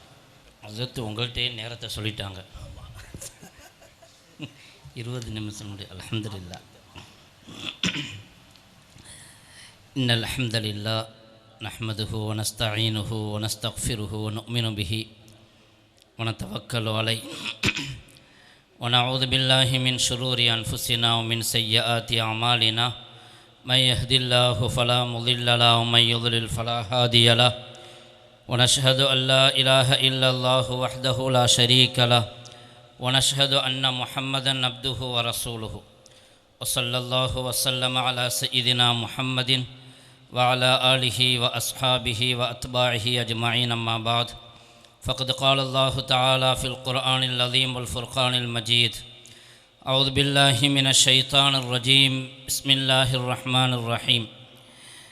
إن الصلاة كانت على المؤمنين كتابا موقوتا. صدق الله العظيم. புகழனைத்தும் ஏக இறைவனாகிய அல்லாஹ் ஒருவனுக்கு மட்டுமே உரித்தாகட்டுமாக. அல்லாஹினுடைய சலாத்தும் சலாமும் அன்பும் அருளும் நம் உயிரினும் மேலான முஹம்மது ரசூலுல்லாஹி ஸல்லல்லாஹு அலைஹி வஸல்லம் அவர்களின் மீதும், அன்னவர்களுடைய தோழர்கள், குடும்பத்தார்கள், அவர்களை பின்பற்றி வந்த தாபிஈன்கள், தபஉ தாபிஈன்கள், ஃபுகஹாக்கள், ஷுஹதாக்கள், நாதாக்கள், நல்லவர்கள் நம் அனைவரின் மீதும் என்றென்றும் நின்று நிலவட்டுமாக. கண்ணியத்திற்குரியவர்களே, திருநெல்வேலி மாவட்ட ஜமாஅத்துல் உலமா சபை நடத்தும் இந்த மீலாதுன் நபி சமய நல்லிணக்க மாநாட்டினுடைய 3வது அமர்வின் தகுதிமிக்க தலைவர் அவர்களே மற்றும் மாவட்ட ஜமாஅத்துல் உலமா சபையின் தலைவர் மற்றும் செயலாளர் பொருளாளர் அவர்களே, இங்கு ஒரு சிறந்ததொரு உரையை உங்களுக்கு வழங்குவதற்காக வருகை தந்திருக்கக்கூடிய உஸ்மானியா அரபிக் கல்லூரியினுடைய தகுதிமிக்க முதல்வர் ஹஸ்ரத் கிப்லா அவர்களே, தொழுகை நேரம் அதனுடைய முக்கியத்துவம் அல்லாஹ் குர்ஆனிலே தெள்ளத் தெளிவாக சொல்லுவான். இன்ன ஸலாத்த கானத் அலல் முஃமினீன கிதாபம் மௌகூதா. தொழுகை அது நேரம் குறிப்பிடப்பட்ட கடமை. இந்த நேரம் குறிப்பிடப்படுவது தான் இஸ்லாத்தினுடைய தனித்தன்மை என்று சொல்ல வேண்டும். ஒரு புரோகிராம் நடத்துவதாக இருந்தால் கூட, இப்போ ஹஸ்ரத் அவர்கள் சொன்னாங்க 20 நிமிடம் பேசுவார்கள் என்று. இது கண்டிப்பாக இது வரையறுக்கப்பட வேண்டும். நேரத்தினுடைய மேலாண்மை மிக முக்கியம். அது எல்லா காரியங்களிலும், வாழ்க்கையின் எல்லா நிலைகளிலும் பிளானிங் இருக்கணும், திட்டமிடல் இருக்கணும். நான் இன்னைக்கு என்ன செய்யணும், நாளைக்கு என்ன செய்யணும், இந்த மாதத்துக்குள்ளே நான் எவ்வளவு வேலை செஞ்சு முடிக்கணும், இந்த வருடத்திற்குள் நான் எந்த எல்லையை நோக்கி நகர வேண்டும். அது என்னுடைய இபாதத்திலே, என்னுடைய இல்மிலே, என்னுடைய கல்வியிலே, என்னுடைய வாழ்வாதாரத்திலே, என்னுடைய வியாபாரத்திலே, என்னுடைய பொருளாதாரத்திலே, என்னுடைய குடும்பத்திலே, என்னுடைய சமூகத்திலே அத்துணையிலும் தேவை. பிளானிங் இல்லை என்று சொன்னால் அது சீரழிந்த ஒன்று. திட்டமிடல் இருக்க வேண்டும். எனவே தான் இஸ்லாத்தினுடைய மிக முக்கியமான கடமைகள் எல்லாம் அதற்கென்று வரையறுக்கப்பட்ட நேரம் உண்டு. ஹஜ் என்று சொன்னால் அது துல்ஹிஜ்ஜா மாதத்தில் தான் செய்ய வேண்டும். அரஃபாவில் தங்க வேண்டும் என்று சொன்னால் அரஃபா பெருவழியிலே 9ஆம் நாள் தான் இருக்க வேண்டும். நீங்கள் 8வது நாளோ 10வது நாளோ இருந்தால் அந்த ஹஜ்ஜே நிறைவேறாது. அதே போன்று ரமதான் மாதத்தில் தான் நோன்பு கடமை. எல்லாவற்றுக்கும் மேலாக தொழுகைக்கென்று ஒரு நேரம் இருக்குது. நாம் பள்ளிவாசலை பார்த்திருப்போம். தொழுகைக்கான நேரம் அங்கே எழுதி போடப்பட்டிருக்கும். இன்றைக்கி டிஜிட்டல் கிளாக், டிஜிட்டல் போர்டு. மோதினாரை பார்த்து கொண்டே இருப்பார், வினாடி விடாமல் பார்ப்பார். இமாமும் வந்திருக்க வேண்டும். எங்கேயாவது மோதினாருக்கும் இமாமுக்கும் மத்தியில் கொஞ்சம் ஆகாதுன்னு வச்சுக்கோங்க, டைம் ஆயிடுச்சுன்னா வேணும்டே வேகமாக காம சொல்லிடுவார். அவர் வந்தால் என்ன வராட்டி என்னண்டு. ஏதாவது பிரச்சனை இருந்தால் கொஞ்சம் சமாளிச்சுக்கணும். 2 பேரும் ஒருத்தருக்கு ஒருத்தர் சமாளிச்சுக்கிட்டால் தான் வண்டி ஒழுங்காக ஓடும். டயத்தை பார்த்துக்கிட்டே இருப்பார். கரெக்டாக 59 வினாடி முடிஞ்சு அடுத்த நிமிடம் ஆரம்பிக்கும் போது அல்லாஹு அக்பர் அல்லாஹு அக்பர்னு சொல்லுவார். இதுதான் நேர மேலாண்மை.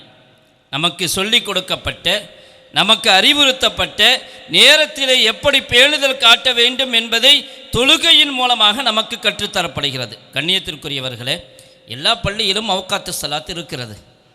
தொழுகைக்கான நேரம் என்ன, ஃபஜ்ருக்கான நேரம் என்ன, லுஹருக்கான நேரம் என்ன, இதுவெல்லாம் தெளிவாக டைம் நிமிடம் குறிப்பிடப்பட்டு இருக்கிறது. ஆனால் மார்க்கம் இதை எப்படி நமக்கு தெளிவாக முறையாக அறிவித்து தந்தது? ஃபஜ்ருடைய நேரம் எப்பொழுது வரும், லுஹருடைய நேரம் எப்பொழுது வரும், அஸ்ருடைய நேரம் எப்பொழுது வரும்? தொழுகை கடமையாக்கப்பட்டது நமக்கெல்லாம் தெரியும். மிஅராஜுடைய நிகழ்வில் ஸல்லல்லாஹு அலைஹி வஸல்லம் அவர்கள் 7 வானங்களை கடந்து சென்று அல்லாஹ்வை தரிசித்தார்கள். அந்த சமயத்தில் கொடுக்கப்பட்ட மிக முக்கியமான வெகுமதிகளில் ஒன்று 5 நேர தொழுகை கடமை என்பது. 5 நேர தொழுகை கடமை மிஅராஜிலே வழங்கப்பட்டது. ஜக்காத்து கடமையாக்கப்பட்டது இந்த பூமியிலே, நோன்பு கடமையாக்கப்பட்டது இந்த பூமியிலே இறங்கியது ஆயத். அதே போன்ற ஹஜ்ஜு கடமையாக்கப்பட்டது இந்த பூமியிலே ஜிப்ரீல் கொண்டு வந்தார்கள். ஆனால் தொழுகை மட்டும்தான் அல்லாஹ் நபிகள் நாயகம் ஸல்லல்லாஹு அலைஹி வஸல்லம் அவர்களை தன்னளவிலே அழைத்து தொழுகை கடமையை கொடுத்து அனுப்பினான். தொழுகை கடமை 7 வானத்தையும் தாண்டி கொடுக்கப்பட்டது. ஆனால் தொழுகை நேரம் எங்கு ஆரம்பிக்கிறது, எங்கு முடிகிறது என்பதை அறிவுறுத்துவதற்கு அல்லாஹ் ஜிப்ரீல் அலைஹிஸ்ஸலாத்து வஸ்ஸலாம் அவர்களை 7 வானங்களை கடந்து பூமிக்கு வர வைத்தான். ஸல்லல்லாஹு அலைஹி வஸல்லம் அவர்களுக்கு தொழுகை நேரத்தை கற்றுக் கொடுப்பதற்காக 2 நாட்கள் ஜிப்ரீல் அலைஹிஸ்ஸலாம் அவர்கள் காபத்துல்லாவுக்கு அருகில் நின்று 2 நாட்கள் தொழுது காட்டினார்கள் 5 நேர தொழுகையை. முதல் நாளும் தொழுதார்கள், 2வது நாளும் தொழுந்தார்கள். 2 நாட்களாக அல்லாஹு தஆலா ஜிப்ரீல் அலைஹிஸ்ஸலாம் அவர்களை இந்த பூமியில் இறக்கி தொழுகை நேரம் எங்கு ஆரம்பமாகிறது, எங்கு முடிகிறது. முதலாவது நாளில் தொழுதார்கள் தொழுகையின் ஆரம்ப நேரத்திலே, 2வது நாளில் தொழுதார்கள் அந்த ஃபஜ்ருடைய முடிவு நேரத்தில், முதலாவது நாளில் லுஹருடைய ஆரம்ப நேரத்தில், 2வது நாளில் லுஹருடைய நேரம் எங்கே முடிகிறது என்பதை காட்டுவதற்காக 2 நாட்களாக ஜிப்ரீல் அலைஹிஸ்ஸலாம் அவர்கள் பூமியில் தங்கி இருக்கிறார்கள். ஸல்லல்லாஹு அலைஹி வஸல்லம் அவர்களுக்கு தொழ வைக்கிறார்கள். தொழுது முடித்து விட்டு சொல்லுகிறார்கள், ஹாதா வக்துல் அம்பியா மின் கபுலிக், நபியே உங்களுக்கு முன்னர் வந்த நபிமார்களுடைய நேரமும் இப்படித்தான் இருந்தது என்று. அதற்கு அர்த்தம் 5 நேர தொழுகையையும் அவர்களுக்கு கடமையாகி இருந்தது என்று அர்த்தமல்ல என்று ஷாரிஹீன்கள், ஹதீஸுக்கு விளக்க உரையாளர்கள் சொல்லுவார்கள். இதற்கு முன்னர் இருந்த நபிமார்களுடைய உம்மத்திலும் தொழுகை நேரம் குறிக்கப்பட்டதாக இருந்தது. 5 நேரம் இல்லை, ஆனால் தொழுகை என்றிருந்தால் இந்த நேரத்தில் தான் தொழ வேண்டும், நேரம் தவறி தொழக்கூடாது என்கிற நடைமுறை இருந்தது. அதனால்தான் சுலைமான் அலைஹிஸ்ஸலாத்து வஸ்ஸலாம் அவர்கள் தொழுகை நேரம் தவறி போய்விட்டது என்பதை அல்லாஹு தஆலா குர்ஆனிலே சொல்லுவான். ஹத்தா தவாரத் பில் ஹிஜாப், சொல்லுவாங்க, ருத்தூஹா அலை, அந்த குதிரைகளை, அந்த ஜிஹாதினுடைய குதிரைகளை பார்வையிட்டு கொண்டிருக்கும் பொழுது ஒரு நேரம் தொழுகை தவறி போய்விட்டது, அத்துணையையும் அறுத்து குர்பானி கொடுத்தார்கள் என்று நாம் சரித்திரத்திலே பார்க்கிறோம். தொழுகை நேரத்திற்கு அவ்வளோ பெரிய முக்கியத்துவம் இருக்குது. எப்போ வேண்டுமானாலும் தொழுது கொள்ளலாம். மொத்தமாக 5 நேரத்தையும் நம்ம எல்லா வேலையும் முடிச்சுட்டு கடைக்கு போயிட்டு வந்து வீட்டுக்கு வந்து நைட்டில் 5 நேர தொழுகையும் மொத்தமாக தொழுது கொள்ளலாம் என்றல்ல. அந்தந்த நேர தொழுகையில் அந்தந்த தொழுகையை தொழுதாக வேண்டும். அந்தந்த நேரத்திலே அந்தந்த தொழுகையை தொழுதாக வேண்டும். லுகருடைய தொழுகையை லுகருடைய நேரத்தில் தான் தொழ வேண்டும்.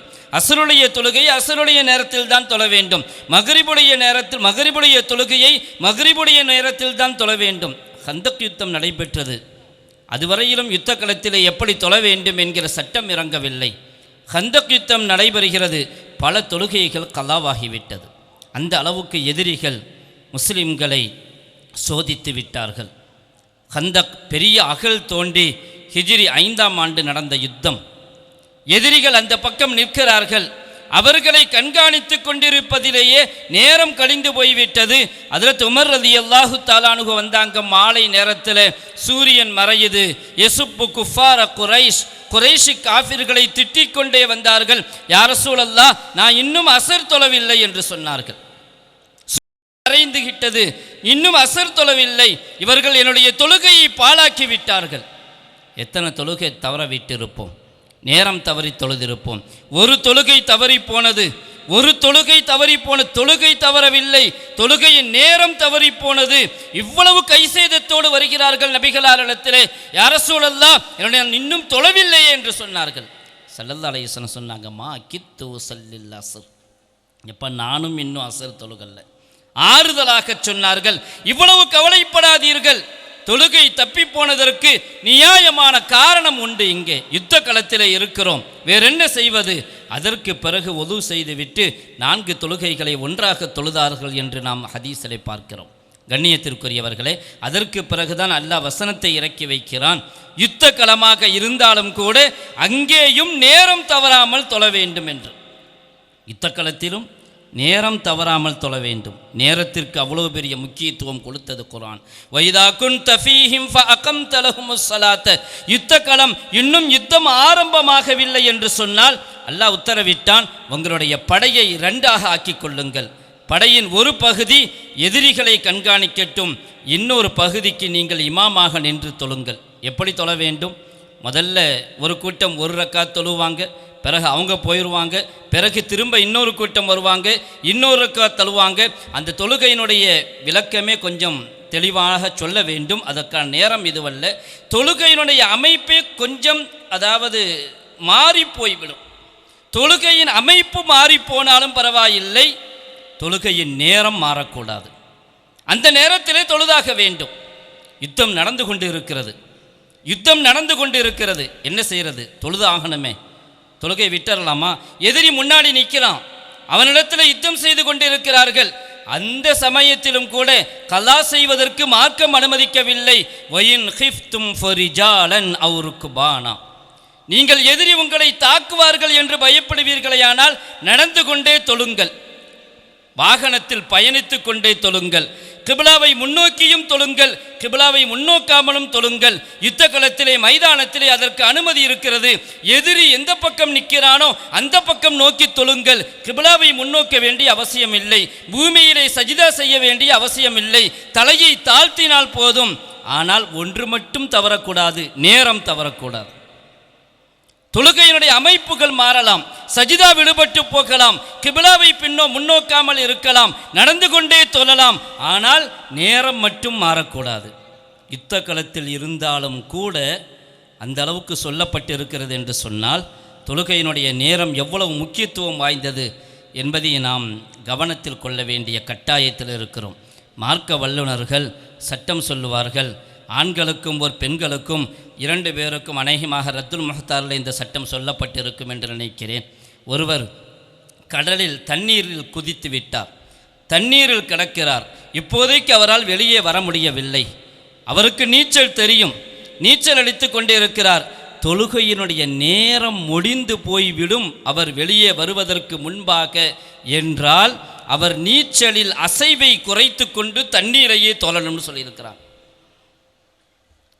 சில விஷயங்கள் நமக்கு ஆச்சரியமாக தெரியலாம், அல்லது நடைமுறை சாத்தியமில்லாமல் தோன்றலாம். இதெல்லாம் எதுக்குங்க, இதெல்லாம் சாத்தியமா?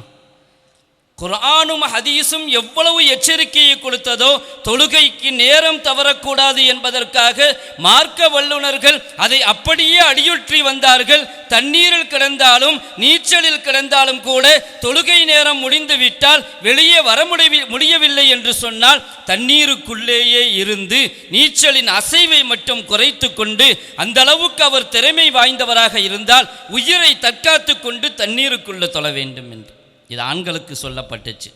தாய்மார்களும் கவனத்தில் கொள்ள வேண்டும். பெண்களுக்கு இக்கட்டான நேரங்கள் நிறைய உண்டு. அதில் ஆகப்பெரிய இக்கட்டான நேரம் அவர்களுடைய பிரசவ வேதனையின் நேரம். பிரசவ வேதனையின் நேரம் சாதாரணமான வேதனை அல்ல. அனுபவித்து பார்த்தவர்களுக்குத்தான் தெரியும். ஆண்கள் ஒரு காலம் அதை பற்றி கற்பனை கூட செய்து பார்க்க முடியாது. அப்படிப்பட்ட வேதனை. அந்த வேதனையை பற்றி நபிகள் நாயகம் ஸல்லல்லாஹு அலைஹி வஸல்லம் அவர்கள் குர்ஆனிலும் ஹதீஸிலும் நமக்கு சொல்லப்பட்டதினால்தான் அதை ஓரளவுக்கு புரிந்து கொள்கிறோம். அப்படிப்பட்ட இக்கட்டான ஒரு நிலையிலும் கூட ஒரு பெண்மணிக்கு தொழுகை நேரம் முடிய போகிறது, இன்னும் குழந்தை பிறக்கவில்லை. குழந்தை பிறந்துருச்சுன்னா தொழ வேண்டிய தேவையில்லை, தீட்டு பட்டுவிடும், அசுத்தமாகி விடுவார்கள். அப்பொழுது அவர்களுக்கு தொழுகை கடமை இல்லை அந்த நேர தொழுகைகள். ஆனால் இன்னும் குழந்தை பிறக்கவில்லை என்று சொன்னால் என்ன செய்வது? அந்த சமயத்தில் அவர்கள் அந்த நேரத்திலும் கூட நேரம் தவறாமல் தொழ வேண்டும். குழந்தை பிறந்து விட்டால் என்ன செய்வது? நிற்க வேண்டாம், உட்கார்ந்து கொள்ளட்டும்.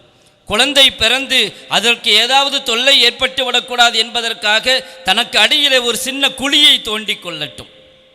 இது நடப்பில் இருக்குதா இல்லையாங்கிறது வேற விஷயம். ஆனால் நமக்கு சொல்லப்பட்ட சட்டம் இது. அவர்கள் குழியை தோண்டி கொண்டு தொழட்டும். குழந்தை பிறந்தால் குழியில் விழட்டும். குழந்தையும் பாதுகாப்பாக இருக்கட்டும், தொழுகையும் பாதுகாப்பாக இருக்கட்டும். ஆனால் இன்றைக்கி மூத்து வீட்டில் கூட தொழுகை ஞாபகத்துக்கு வர்றதில்லை. கல்யாண வீட்டில் மண்டபங்களில் எத்தனை தொழுகை தப்பி போகுது. மண்டபத்தில் லுகர் தொழுகை எத்தனை பேருக்கு தப்பி போகுது. லுகர் தொழுகையே போயிடுது. திரும்ப தொழுவாங்களா இல்லையான்னு தெரியாது. மார்க்கத்தில் சொல்லப்பட்ட நமக்கு அந்த அளவுக்கு வலியுறுத்தப்பட்டிருக்கிறது நேரம் தொடர்பாக. அதே போன்று அந்த நேரத்தில் பேணுதலும் அவசியம். அந்த நேரத்தில் இப்போ நோன்பு வைக்கிறோம், சஹர் நேரத்தில் பாங்கு சொல்கிற வரைக்கும் சாப்பிட்டு கொள்ளலாம், அதுக்கு குர்ஆனில் ஆதாரம் இருக்குது, அப்படி இப்படியெல்லாம் சொல்கிறதுண்டு. பாங்கு சொல்கிற வரைக்கும் சாப்பிட்டு கொள்ளலாம் என்றால் பாங்கு சொல்கிற வரைக்கும் சாப்பிடலாம்னு சொன்னால் மொதினார் எப்போ பாங்கு சொல்லுவாரோ அந்த நேரத்தில் அவர் எத்தனை நிமிஷத்தில் சொல்கிறாரு, நேரம் வந்த பிறகு சொல்கிறாரா, நேரம் வந்து கொஞ்சம் நேரத்துக்கு பிறகு சொல்கிறாரா தெரியாது. அதனால தான் சொல்லுவோம், ஆக குறைஞ்சது 10 நிமிஷமாவது முன்னாடி சஹரை முடிச்சு கொள்ளுங்க. சஹரை அதான் சொல்கிறதற்கு இது குறைந்தபட்சம். இன்னும் 15-20 நிமிடமும் சொல்வதுண்டு. கடைசி பட்சமாக 10 நிமிடங்களுக்கு முன்பாகவாவது சஹரை முடித்து கொண்டால்தான் நம்முடைய நோன்பு பாதுகாப்பாக இருக்கிறது என்பதற்கான உத்தரவாதம். ஏனென்று ஹதீஸில் வருது, ஸல்லல்லாஹு அலைஹி வஸல்லம் சொன்னாங்க சஹரை பிற்படுத்த வேண்டும் என்று. சஹரை பிற்படுத்தி செய்வது ஆகச் சிறந்தது என்று நாம் ஹதீஸின் வாயிலாக அறிகிறோம். அதற்கு அர்த்தம் இதுவல்ல பாங்கு சொல்கிற வரைக்கும் சாப்பிட்றது தான் அந்த ஹதீஸின்படி அமல் செய்கிறது. பல சமயங்களில் ஹதீஸுக்கு யாரோ ஒருவர் விளக்கம் சொல்லி தவறான விளக்கத்தை சொல்லி ஸல்லல்லாஹு அலைஹி வஸல்லம் அவர்களுடைய மன்ஷா அவருடைய குறிப்புகளை உணராமலேயே இஷ்டத்துக்கு விளக்கம் சொல்வது. அதே மாதிரி தான் நோன்பு திறக்கிறதும். சீக்கிரமாக நோன்பு திறக்கணும். நோன்பு திறக்கிற விஷயத்தில் ஹதீஸில் வந்திருக்குது, நீங்கள் எதுவரைக்கும் மிக சீக்கிரமாக இந்த உம்மத்து நோன்பு திறப்பார்களோ அவர்கள் ஹைரான நல்ல நிலையில் இருப்பார்கள் என்று. கண்டிப்பாக ஹதீஸிலே வந்திருக்கிறது. சீக்கிரம் நோன்பு திறக்க வேண்டும் என்பதில் எந்த மாற்று கருத்தும் இல்லை. அதற்காக நேரம் வந்ததா இல்லையா என்பதை கவனிக்காமல் சீக்கிரம் நோன்பு திறந்தால் நோன்பே முறிந்து போய்விடும். ஏனென்றால் ஹதீஸினுடைய நோக்கம் இன்னைக்கு சொல்லப்படுகிற அவசரத்திற்கு சொல்லப்படல. கண்ணியத்திற்குரியவர்களை விளங்க வேண்டும் ஹதீஸுடைய நோக்கத்தை. இன்னைக்கு சொல்லப்படுகிற சூரியன் மறைஞ்சிருச்சுன்னு யாராவது சொல்லிட்டாங்க, எங்கேயாவது மொபைலில் பார்த்துட்டு உடனே நோன்பு தர என்ற ஹதீஸில் சொல்லப்பட்டிருக்குது. ஹதீஸினுடைய நோக்கம் அதுவல்ல. யாரும் தன்னுடைய தைரியத்தை காட்டக்கூடாது. எனக்கு நிறைய பவர் இருக்குது, சக்தி இருக்குது, எனக்கு 8 மணி வரைக்கும் நான் பசிச்சு இருக்க முடியும், நான் நோன்பை தள்ளி போடுவேன், என்னால் இன்னும் நோன்பு திறப்பதை தள்ளி போட முடியும், 6:30 மணிக்கு திறக்க வேண்டிய கட்டாயம் ஒன்று இல்லை, நான் 7 மணிக்கு திறப்பேன், 8 மணிக்கு திறப்பேன், அந்த அளவுக்கு என்னுடைய பசியை தாங்கிக் கொள்ள முடியும் என்று யாராவது சொன்னால் அது இந்த ஹதீஸுக்கு முரண். அல்லாஹ்வுடைய உத்தரவுக்கு கட்டுப்படுவதற்கு பதிலாக தன்னுடைய திறமையை அங்கே பிரயோகிக்கிறான். அதே போன்றுதான் சஹருடைய நேரத்திலே கடைசி வரையிலும் சஹர் செய்வது சிறந்தது என்பதற்கு அர்த்தம் யாரும் இப்படி சொல்லக்கூடாது, நான் நைட்டு 2 மணிக்கே சாப்பிட்டுட்டு படுத்துருவேன், சீக்கிரமே அப்படி சாப்பிட சொல்லவில்லை. மார்க்கம் எப்பொழுது சாப்பிட சொன்னதோ, எதுவரை சாப்பிட சொன்னதோ அதுவரையிலும் சாப்பிடுங்கள், அதுதான் அல்லாஹ்வுடைய உத்தரவுக்கு கட்டுப்படுவது. அதே போன்று நோன்பு திறப்பது சீக்கிரமாக திறக்க வேண்டும், எப்பொழுது நோன்பு திறக்க சொல்லுகிறதோ அப்பொழுதே நீங்கள் நோன்பை திறந்து விடுங்கள். என்னால் தள்ளி போட முடியும் என்று நினைக்காதீர்கள். அதற்காக சொல்லப்பட்ட ஹதீஸை இன்னைக்கு எங்கேயாவது ஒரு ஆப்பை பார்த்துட்டு நேரம் வந்துருச்சு, சூரியன் மறைஞ்சிருச்சு அப்படின்னு நோன்பு திறந்தா அது நோன்பு பால்பட்டு போய்விடும். நேரம் வருவதை உறுதிப்படுத்துவதற்காகத்தான் நம்முடைய அட்டவணைகளில் போடப்படக்கூடிய நேரங்களை அதற்கு தோதுவாகத்தான் போட்டிருப்போம் தொழுகை நேரத்தில். அது மட்டுமல்ல, பல சமயங்களில் பள்ளிவாசலில் இருக்கிற கடிகாரம் இருக்குது, 4 கடிகாரம் இருக்கிறது என்று சொன்னால் இன்னும் 1.5 நிமிடம் இருக்கிறது, முடிச்சிருவோம் இன்ஷா அல்லாஹ். அதுக்குள்ளே நான் பள்ளிவாசலில் 3 கடிகாரம் இருக்குது, 4 கடிகாரம் இருக்குதுன்றா ஒவ்வொன்றும் ஒவ்வொரு நேரத்தை காட்டும், ஒவ்வொன்றும் ஒரு நேரத்தை காட்டும். பாருங்கள், டிஜிட்டல் கடிகாரம் ரொம்ப நல்ல தெளிவாக காட்டும், ஆனால் ரொம்ப சீக்கிரத்தில் தவறாக காட்டும். பல பள்ளிவாசல்களில் ஒழுங்காக கடிகாரம் ஓடுறது கிடையாது. 2 நிமிஷம் முந்தியோ பிந்தியோ ஓடும், 1 நிமிடம் முந்தும், 1 நிமிடம் பிந்தும், 2 நிமிடம், 3 நிமிடம். இதுதான் ஏராளமான பள்ளிவாசல்களுடைய நிலை. பல சமயங்களில் நம்ம கண்கூடாக நேரடியாக பார்த்திருக்கிறோம். மக்ரிப் வக்து வர்றதுக்கு முன்னாடி பாங்கு சொல்லப்படக்கூடிய நிலை. காரணம், தொழுகை நேர அட்டவணை அல்ல, பள்ளிவாசலில் இருக்கக்கூடிய கடிகாரம். 2 நிமிஷத்துக்கு முன்னாடியே பாங்கு சொல்லுவார், ஆனால் நேரமே வந்திருக்காது. அந்த பாங்கு சொல்கிறத கேட்டு நோன்பு திறந்தாங்கன்னு சொன்னால் நோன்பு கூடுமா? நோன்பு முறிஞ்சு போயிடும், நோன்பு கூடாது. சமயங்களில் இப்பொழுதும் கூட இன்னைக்கு வரையிலும் அனுபவபூர்வமாக கண்ட உண்மை இது. 26க்கு வக்து வருதுன்றா 24க்கு பாங்கு சொல்கிறாங்க என்ற பள்ளிவாசலுடைய வக்து அப்படி இருக்குது, நேரம் அப்படி இருக்குது. அதனால் நிர்வாகிகளுக்கு மிகப்பெரிய பொறுப்பு என்னவென்றால் நேரத்தை சரி செய்ய வேண்டும். வாரத்திற்கு ஒரு தடவையாவது நம்ம கடிகாரத்தை பார்த்து சரி செய்யக்கூடாது. இந்தியன் லோக்கல் டைம் என்று அதற்கென்று தனி வெப்சைட் இருக்குது. டைம் அண்ட் டேட் ஸ்டாண்டர்ட் டைம்.com என்கிற ஒரு வெப்சைட்டில் போனீங்கன்னா இப்போ இந்தியாவினுடைய லோக்கல் டைம் என்னங்கிறத துல்லியமாக காட்டும். அதை பார்த்து சரி செய்யணும். வாரத்துக்கு ஒரு தடவையாவது நேரத்தை சரி செய்ய வேண்டும். இல்லை என்று சொன்னால் அந்த நேரத்தினுடைய அருமை தெரியாமல் அந்த கடிகாரத்தை பார்த்து முஅத்தின் பாங்கு சொல்வதும் அதை இக்காமத் சொல்வதும் எப்படி தொழுகை நேர அட்டவணையை கவனத்தில் முழுமையாக கொள்ள வேண்டுமோ அதே போன்று பள்ளிவாசலில் இருக்கக்கூடிய கடிகாரத்தையும் குறிப்பாக டிஜிட்டல் கடிகாரத்தை ரொம்பவும் கவனத்தில் கொள்ள வேண்டும். அப்படி இருக்கும் பொழுது, அப்படி முறையாக செய்யும் பொழுது நம்முடைய தொழுகைகள் பாதுகாக்கப்படும். தொழுகை நேரத்திலே அந்தந்த நேரத்தில் நாம் நிறைவேற்றிவிட்டோம், நம்முடைய நோன்பும் பாதுகாக்கப்படும், தொழுகையும் பாதுகாக்கப்படும். அல்லாஹு ரப்புல் ஆலமீன் தௌஃபீக் செய்தல்வானாக. நம்முடைய தொழுகையையும் நோன்பையையும் முறையாக சரியான நேரத்தில் ஆரம்பித்து சரியான நேரத்தில் முடிப்பதற்கு எந்த குழப்பவாதிகளுடைய குழப்பத்திற்கும் ஆட்படாமல் நமக்கென்று என்ன சொல்லப்பட்டிருக்கிறதோ அதை மட்டுமே சரி என்று முழுமையாக நம்பி செயல்படுவதற்கு ரப்புல் ஆலமீன் தௌஃபீக் செய்தல்வானாக. வாய்ப்புக்கு நன்றி கூறி விடைபெறுகிறேன். வாஹிரு தாவானா அனில் அல்ஹம்துலில்லாஹி ரப்பில் ஆலமீன்.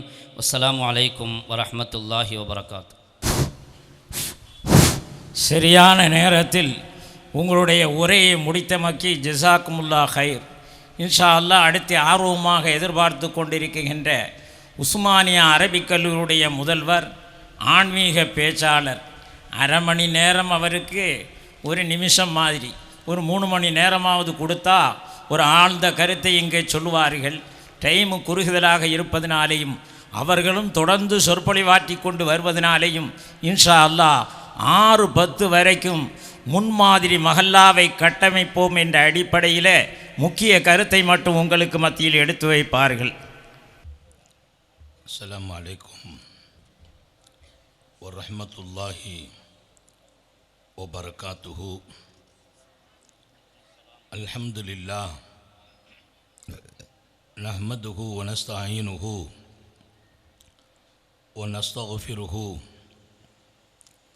व नुमिनु बिही व नतवक्कलु अलैहि व नऊज़ु बिल्लाहि मिन शुरूरि अंफुसिना व मिन सय्यिआति अअमालिना मन यहदिहिल्लाहु फला मुदिल्ल लहु व मन युद्लिल फला हादिय लहु व नशहदु अन ला इलाहा इल्लल्लाहु वहदहु ला शरीक लहु व नशहदु अन्न सय्यदना व मौलाना मुहम्मदन अब्दुहु व रसूलुहु अरसलहु बिल हक़्क़ि बशीरन व नज़ीरा व दाइयन इलल्लाहि बिइज़्निहि व सिराजम मुनीरा सल्लल्लाहु अला सय्यदना मुहम्मदिन व आलिहिल अबरार व अस्हाबिहिल अख़यार व अज़वाजिहि तय्यिबात ताहिरात उसीकुम इबादल्लाह व इय्याया अव्वलन बितक़वल्लाहि अम्मा बाद फ़अऊज़ु बिल्लाहि मिनश शैतानिर रजीम बिस्मिल्लाहिर रहमानिर रहीम इन्नमल मुअमिनूना इख़्वतुन फ़अस्लिहू बैना अख़वैकुम वक़ाल नबियुल्लाहि सय्यिदुल बशर मुहम्मदुन रसूलुल्लाहि सल्लल्लाहु अलैहि वसल्लम खैरुहुमा अल्लज़ी यब्दअु बिस्सलाम सदक़ नबियुल्लाहि सल्लल्लाहु अलैहि वसल्लम। எல்லாம் வல்ல அல்லாஹுவின் அன்பும் மேலான கருணையும் நமக்கெல்லாம் வந்து சேரட்டுமாக. ஆமீன் சொல்லுங்களேன். நமது உயிரினும் மேலான கண்மணி காத்தமுன் நபியின் முஹம்மதுர் ரசூலுல்லாஹி ஸல்லல்லாஹு அலைஹி வஸல்லம் அவர்களின் அன்பையும் ஷஃபாஅத்தையும் பெறுவதற்கு அல்லாஹ் நம் எல்லோருக்கும் தௌஃபீக் செய்வானாக. வல்ல ரஹ்மான் நமக்கும் நம்முடைய பெற்றோர் மனைவி மக்கள் குடும்பத்தார் யாவருக்கும் உயிர் உள்ள வரையிலும் உடல் சுகத்தை நசீபாக்கி தருவானாக. ஆமீன். மருத்துவமனை கஷ்டம் அதன் சிரமம் செலவுகளிலிருந்து நிரந்தரமான பாதுகாப்பை அல்லாஹ் நம் எல்லோருக்கும் கொடுத்தார். ஆமீன். வானம் பூமியினுடைய ஆபத்துகளை விட்டும் முசீபத்துகளை விட்டும் கெட்ட முடிவுகளை விட்டும் நம்மையும் நம் குடும்பத்தையும் பாதுகாத்து அருள் புரிவானாக. ஆமீன். அவனுடைய படைப்புகளின் தீங்குகள் அனைத்திலிருந்தும் நம்மையும் நம் சமூகத்தையும் காத்தருள் புரிவானாக. ஆமீன். அல்லாஹுவின் மகத்தான பேரருளால் நம்முடைய நெல்லை மாவட்ட ஜமாத்துல் உலமாவினுடைய சிறப்பான மீலாது மாநாடு எப்போதுமே இது தமிழகத்தில் ஒரு முன்மாதிரி மாநாடாகவே இங்கே ஜொலிப்பதுண்டு. எப்போதும் இந்த நிகழ்வு ரொம்பவே ஆழமாக மிக உயர்ந்த நோக்கத்தோடு இது நடத்தப்படுவதுண்டு. அதில் மகத்தான பங்களிப்பு எங்களுடைய பாசம் நிறைந்த ஜமாத்துல் உலமாவினுடைய இந்த பகுதியின் தலைவர் செயலாளர் என்னுடைய அன்பு நண்பர் ஷேக் மீரான் ஆலிம் மிஸ்பாஹி தலைவராக, என்னுடைய அன்பு பிள்ளை மௌலானா மௌலவி ஜலீல் அஹமது உஸ்மானி டாக்டர் அவர்கள் பொதுச் செயலாளராக, இதய துடிப்பெல்லாம் ஜமாத்துல் உலமாவினுடைய இந்த காரியம் சமூகம் பயன்பெற வேண்டும்.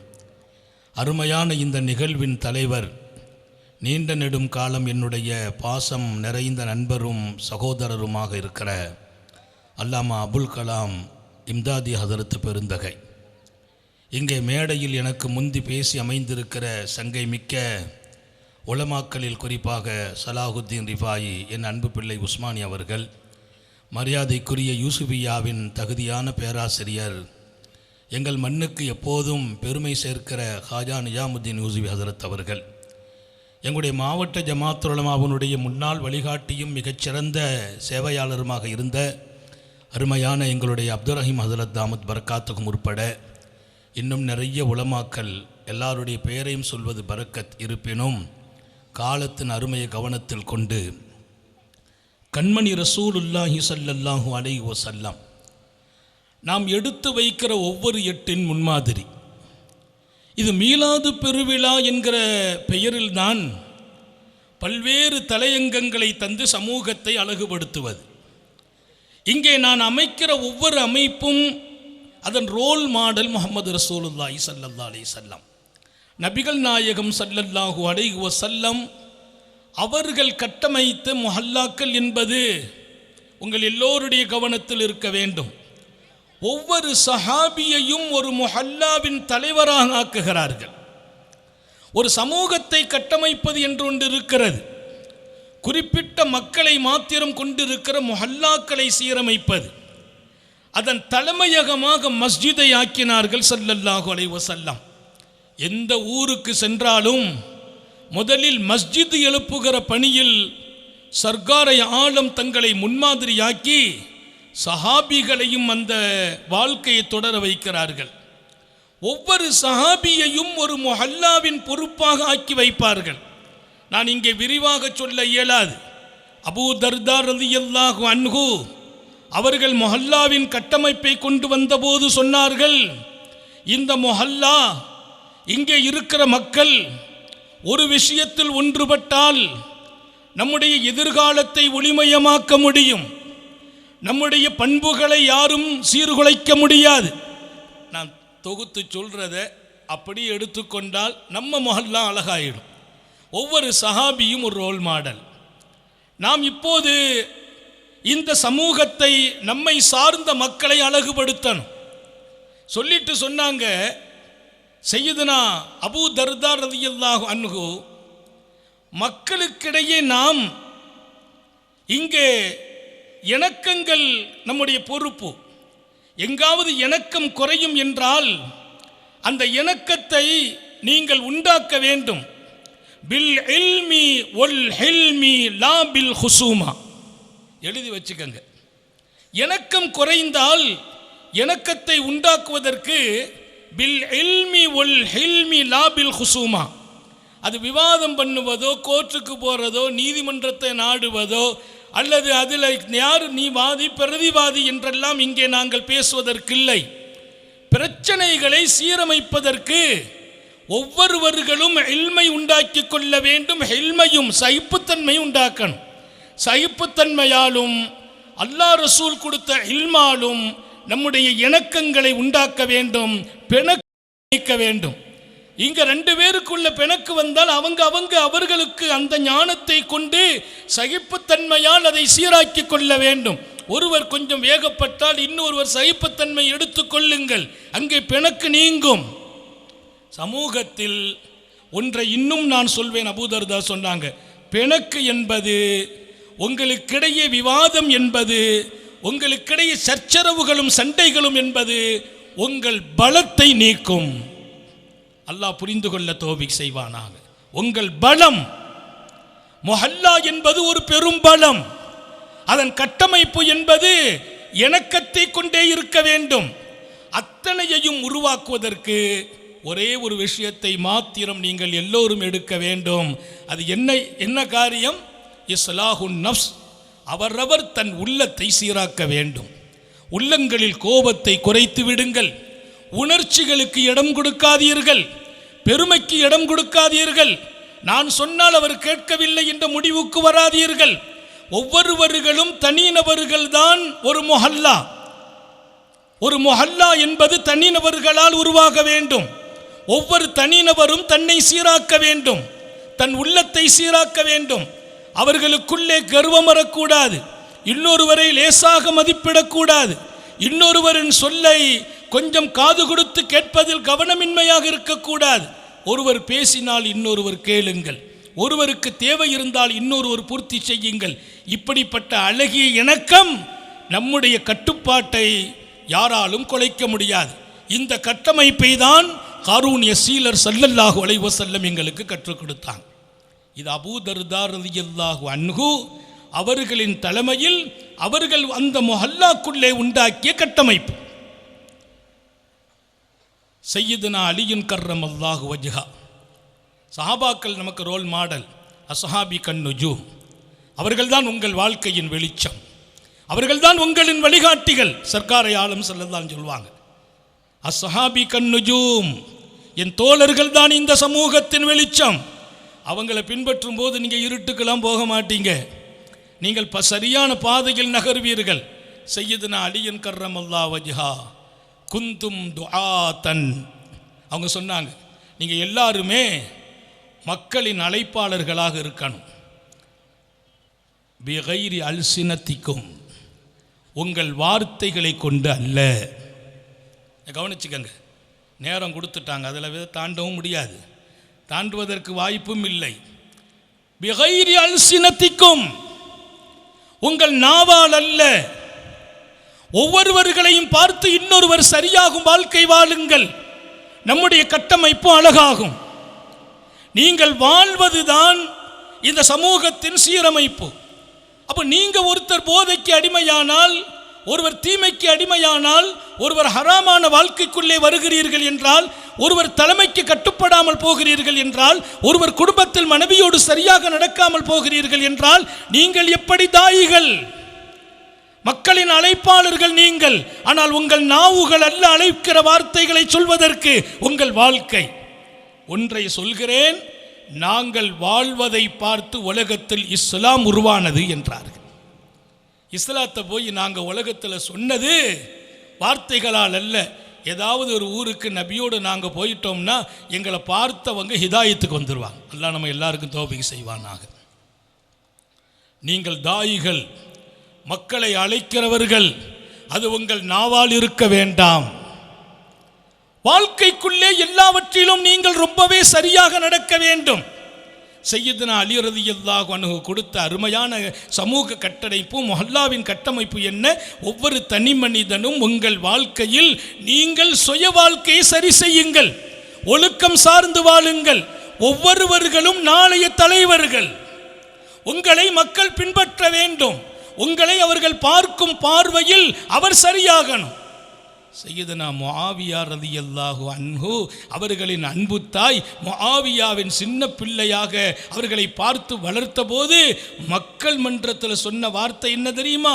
இன்ன இப்னி ஹாதா சாத கௌமன், இதோ என் மகன், இன்னைக்கு 5 வயசு தான், ஆனால் இவன் சமூகத்தை கட்டி எழுப்புவான், இவன் ஒரு சமூகத்தினுடைய தலைவராக வருவான். நாங்கள் வரலாற்றில் தங்க எழுத்தால பதிவாகும். அந்த அம்மா பெரிய அவுலியாவா, சீதேவியா? அந்த அம்மாவுடைய வார்த்தைக்கு அவ்வளவு ஆளுமையா? இல்லை. நான் உருவாக்குகிறேன் என் மகனை சாத கௌமன், இவன் ஒரு தலைவர் என்றார்கள். உலகத்தில் மிகப்பெரிய ஆட்சியாளராக வருகிறார் சையதுனா முஆவியா ரலியல்லாஹு அன்ஹு. 5 வயதில் தாயார் முடிவு செய்கிறாங்க, இவர் ஒரு தலைவர், சாத கௌமன். ஒவ்வொரு வீட்டிலும் பெண்களுக்கும் ஆண்களுக்கும் பொறுப்பு இருக்கிறது. நமது அடுத்த தலைமுறைகளை ஆளுபவர்களாக, அதிகாரம் படைக்கும் இடத்தில் தலைமைத்துவத்திற்கு தகுதியுடையவர்களாக உருவாக்க வேண்டும். எப்படிப்பட்ட பண்புகளை எல்லாம் கொடுக்க வேண்டும்? உமர் இப்னுல் கத்தாப் ரலியல்லாஹு அன்ஹு அதாலத்தை கொண்டு நீங்கள் உங்களை சமூகப்படுத்துங்கள் என்றார்கள். சமூகத்தில் நீதி இருக்கணும். நீதி இழந்தால் நாடு சங்கடங்களை சந்திக்கும், தர்க்கங்களை சந்திக்கும், மோதலை சந்திக்கும், அழிவை சந்திக்கும். நீதி ரொம்ப முக்கியம். அப்போ இங்கே ஒவ்வொரு முஹல்லாக்களின் கட்டமைப்புக்குள்ளே நீதி இருக்கணும்.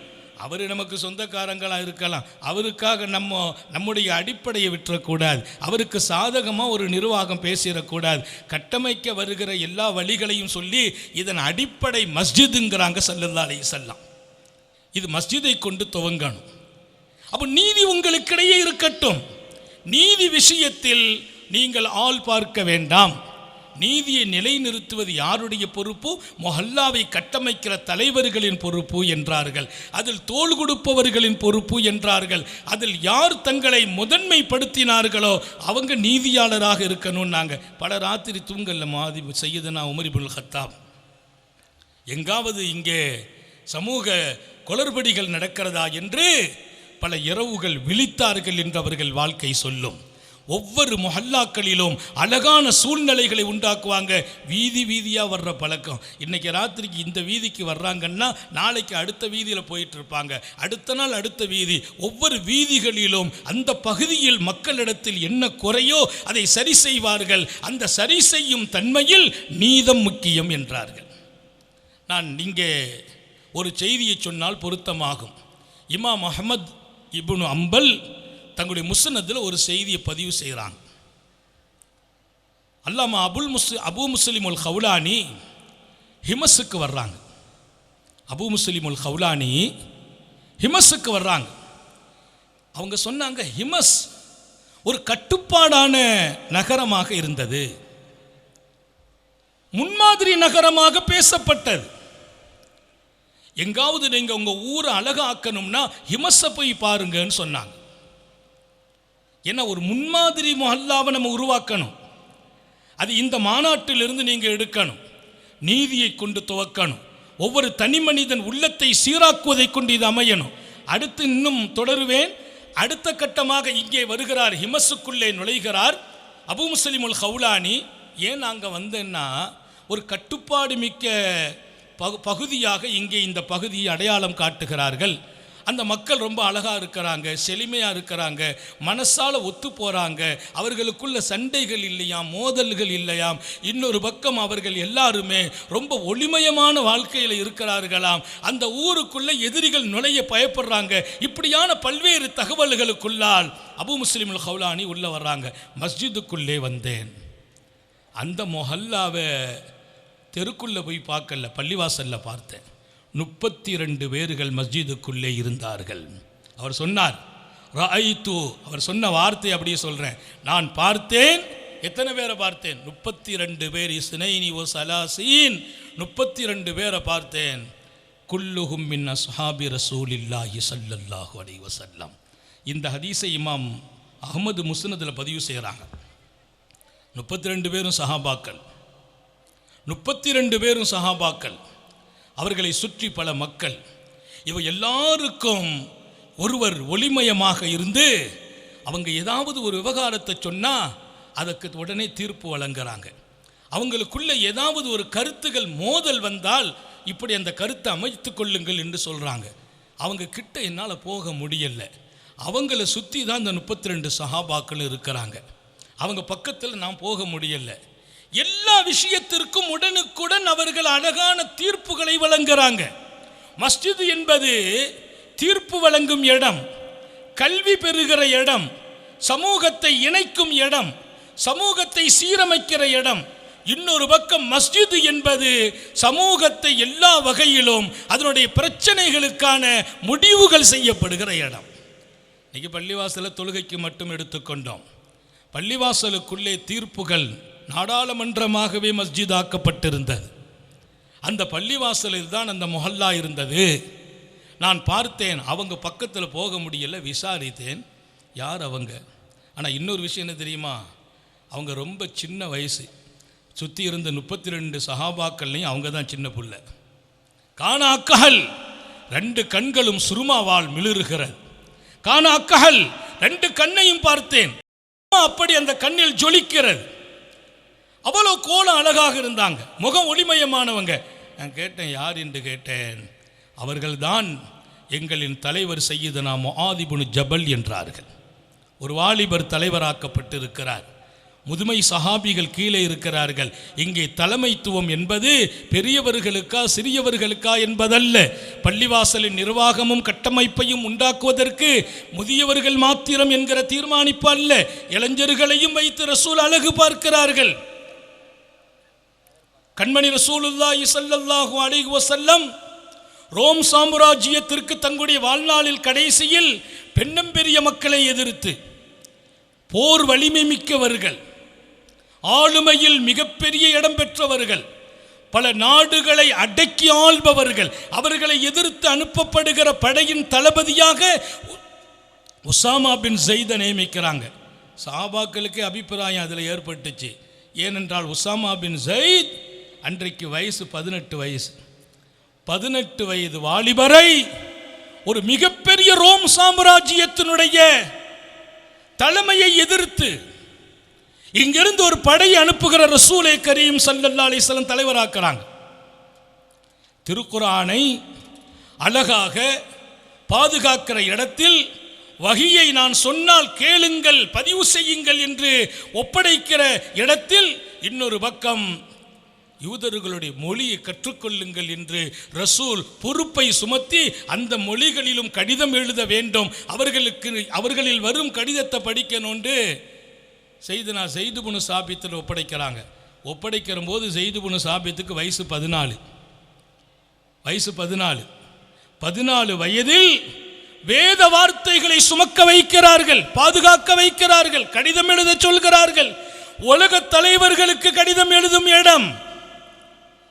இந்த சமூகத்தை அழகுபடுத்துவதிலும் பண்படுத்துவதிலும் பக்குவப்படுத்துவதிலும் ஒவ்வொரு தனி மனிதனையும் மொஹல்லாக்களையும் சீரமைப்பதிலும் இளைஞர்களும் தகுதியானவர்கள் இருக்கிற போது ஒப்படைக்கப்பட வேண்டும் என்கிறார்கள். இப்போ ஹிமஸ் நீங்கள் வரலாற்றை திறந்து பார்க்கணும். ஹிமஸ் ஒரு ரோல் மாடல் மொஹல்லா, ஒரு முன்மாதிரி நகரம். என்ன காரணம் என்று உள்ளே நுழைந்தால் அவ்வளவு பேரும் சரண். முஆத் இப்னு ஜபல் தலைமை, ரொம்ப சின்ன புள்ள, முகமெல்லாம் ஒளிமயம், கண்ணெல்லாம் சுருமா. நான் பார்த்துட்டு வியந்து போனேன். பக்கத்தில் போய் முசாபா செய்யலான்னு நினச்சேன். தொழுகை முடிஞ்சு மக்கள் கலையிற வரைக்கும் வாய்ப்பு கிடைக்கல. ராத்திரி தஹஜ்ஜத்தில் துவா செய்தேன்.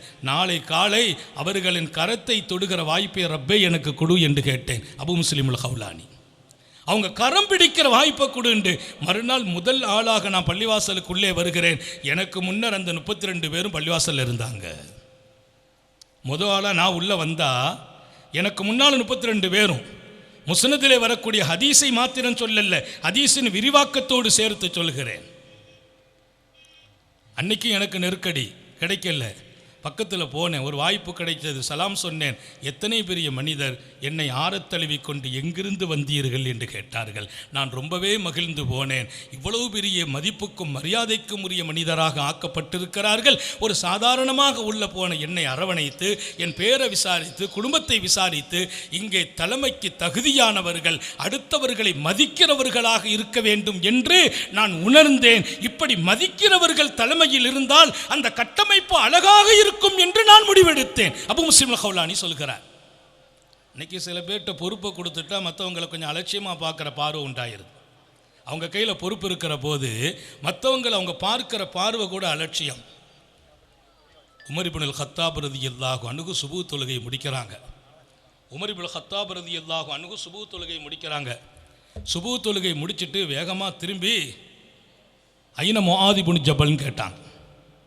எங்கே முஆத் இப்னு ஜபல்? உமர் இப்னு கத்தாப் கேட்குறாங்க, முஆத் இப்னு ஜபல் எங்கே? அவங்க பின்னால் இருக்கிறாங்க.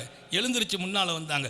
கையை பிடிச்சி முசாபா செய்து கட்டி தழுவி முத்தம் கொடுத்துட்டு சொன்னாங்க, நேற்று ராத்திரி ததக்கர்த்து கையா முஆத், உங்களை பற்றி தான் சிந்தித்து இன்கலப்து ஃபீ ஃபிராஷி ஷௌகன் வ ஃபர்ஹன் மின் லிகாயிக், ராத்திரி எல்லாம் என் தூக்கம் போனது, உங்களையே சிந்தித்தேன், உங்கள் நினைவிலேயே இருக்கிறேன். உமர் இப்னு கத்தாபுக்கு வயசு என்ன?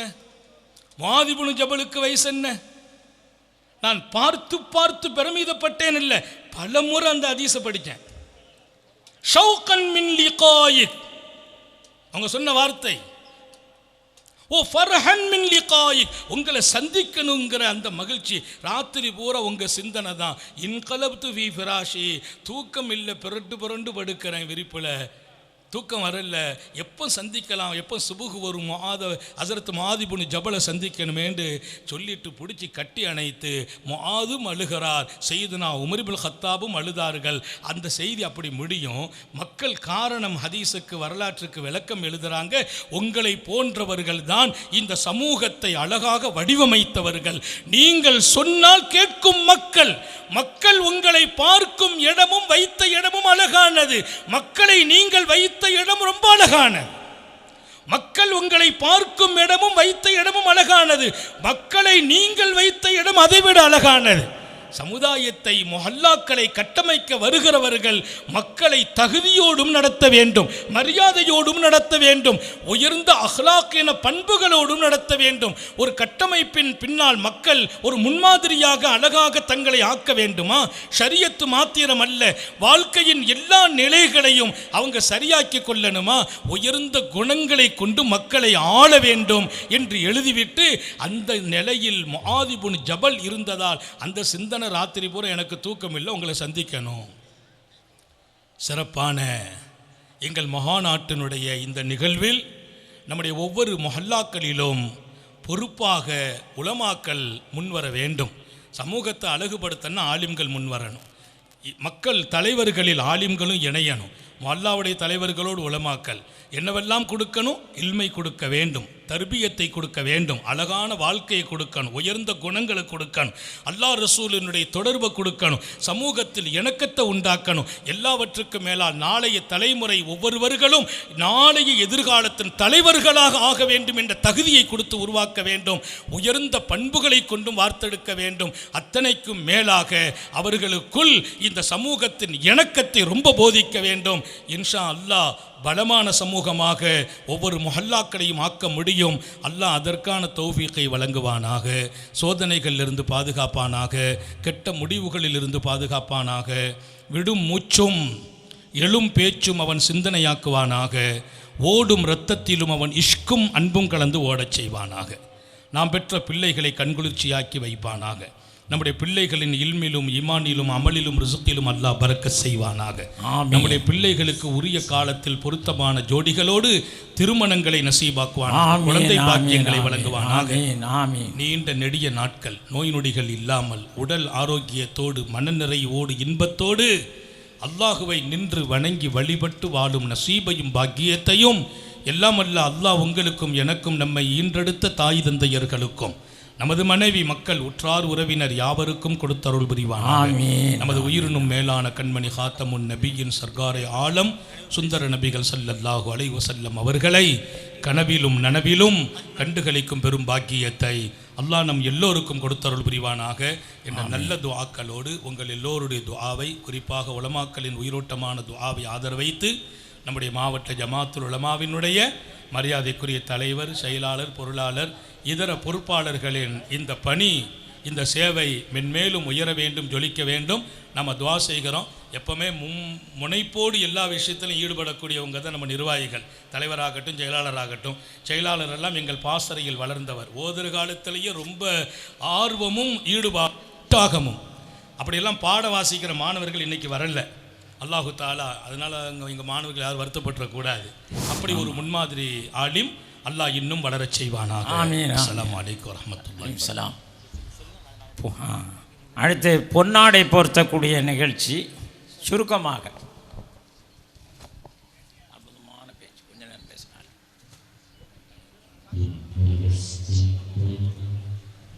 அல்ஹம்துலில்லாஹ். உலமாக்கள் உமராக்கள் கலந்தாய்வு இந்த ப்ரோக்ராம் மிக சிறப்பாக நடைபெற்று முடிந்தது. காலத்தின் கட்டாயம், ஆலிம்களும் உமராக்களும் ஒருங்கிணைந்து செயல்பட்டால்தான் மஹல்லாக்களை கட்டமைப்பை வலுப்படுத்த முடியும்.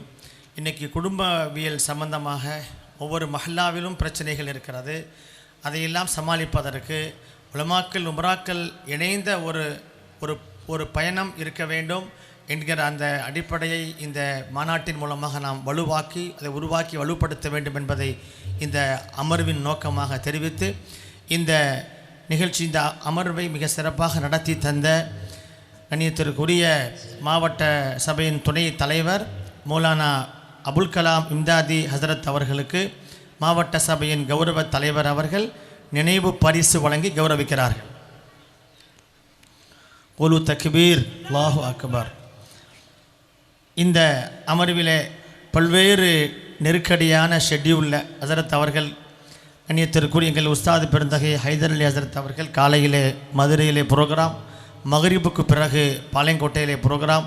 ஆக இப்படிப்பட்ட ஒரு நெருக்கடியான சூழலிலே மாவட்ட நிர்வாகத்துடைய விருப்பத்தை, ஆசையை பூர்த்தி செய்வதற்காகவே பல சிரமங்களுக்கு இடையிலே வேகமாக இங்கே வருகை தந்து இங்கே நம்மையெல்லாம் மகிழ்ச்சி ஏற்படுத்தி மிக அற்புதமான கருத்துக்களை இங்கே பரிமாறிய எங்கள் உஸ்தாது பெருந்தகை உஸ்மானிய அரபிக் கல்லூரியினுடைய முதல்வர் நாடறிந்த நாவலர் மௌலானா ஹைதர் அலி ஹசரத் அவர்களுக்கு எங்கள் மாவட்ட சபையின் தலைவர் அவர்கள் நினைவு பரிசு வழங்கி கௌரவிக்கிறார்கள்.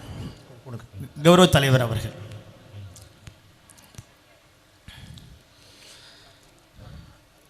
திண்டுக்கல் யூசுஃபியா அரபிக் கல்லூரியினுடைய பேராசிரியர், பல்வேறு துறைகளிலே தேர்ந்த ஆலிம் பெருமகனார், இங்கே தொழுகையின் நேரம் குறித்து மிக அற்புதமான கருத்துக்களை பேசிய மௌலானா நிசாமுத்தீன் யூசுஃபி ஹசரத் அவர்களுக்கு மாவட்ட சபையின் பொருளாளர் கசாலி ஹசரத் அவர்கள் நினைவு பரிசு வழங்கி கௌரவிக்கிறார். கொடுங்க. இங்கே குடும்ப வாழ்வியல் குறித்து அற்புதமான தொடக்க உரை ஆற்றிய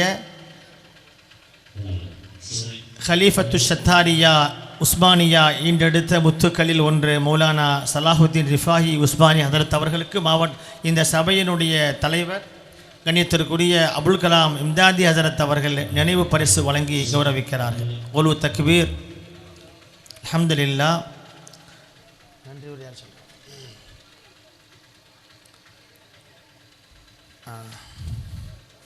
நன்றி உரை. இன்ஷா அல்லாஹ் மகரிபு தொழுகை இப்பொழுது பாங்கு சொல்லப்பட்ட பிறகு உடனடியாக நடைபெறும். பள்ளிவாசலில் ஜமாத்து நடக்கும்.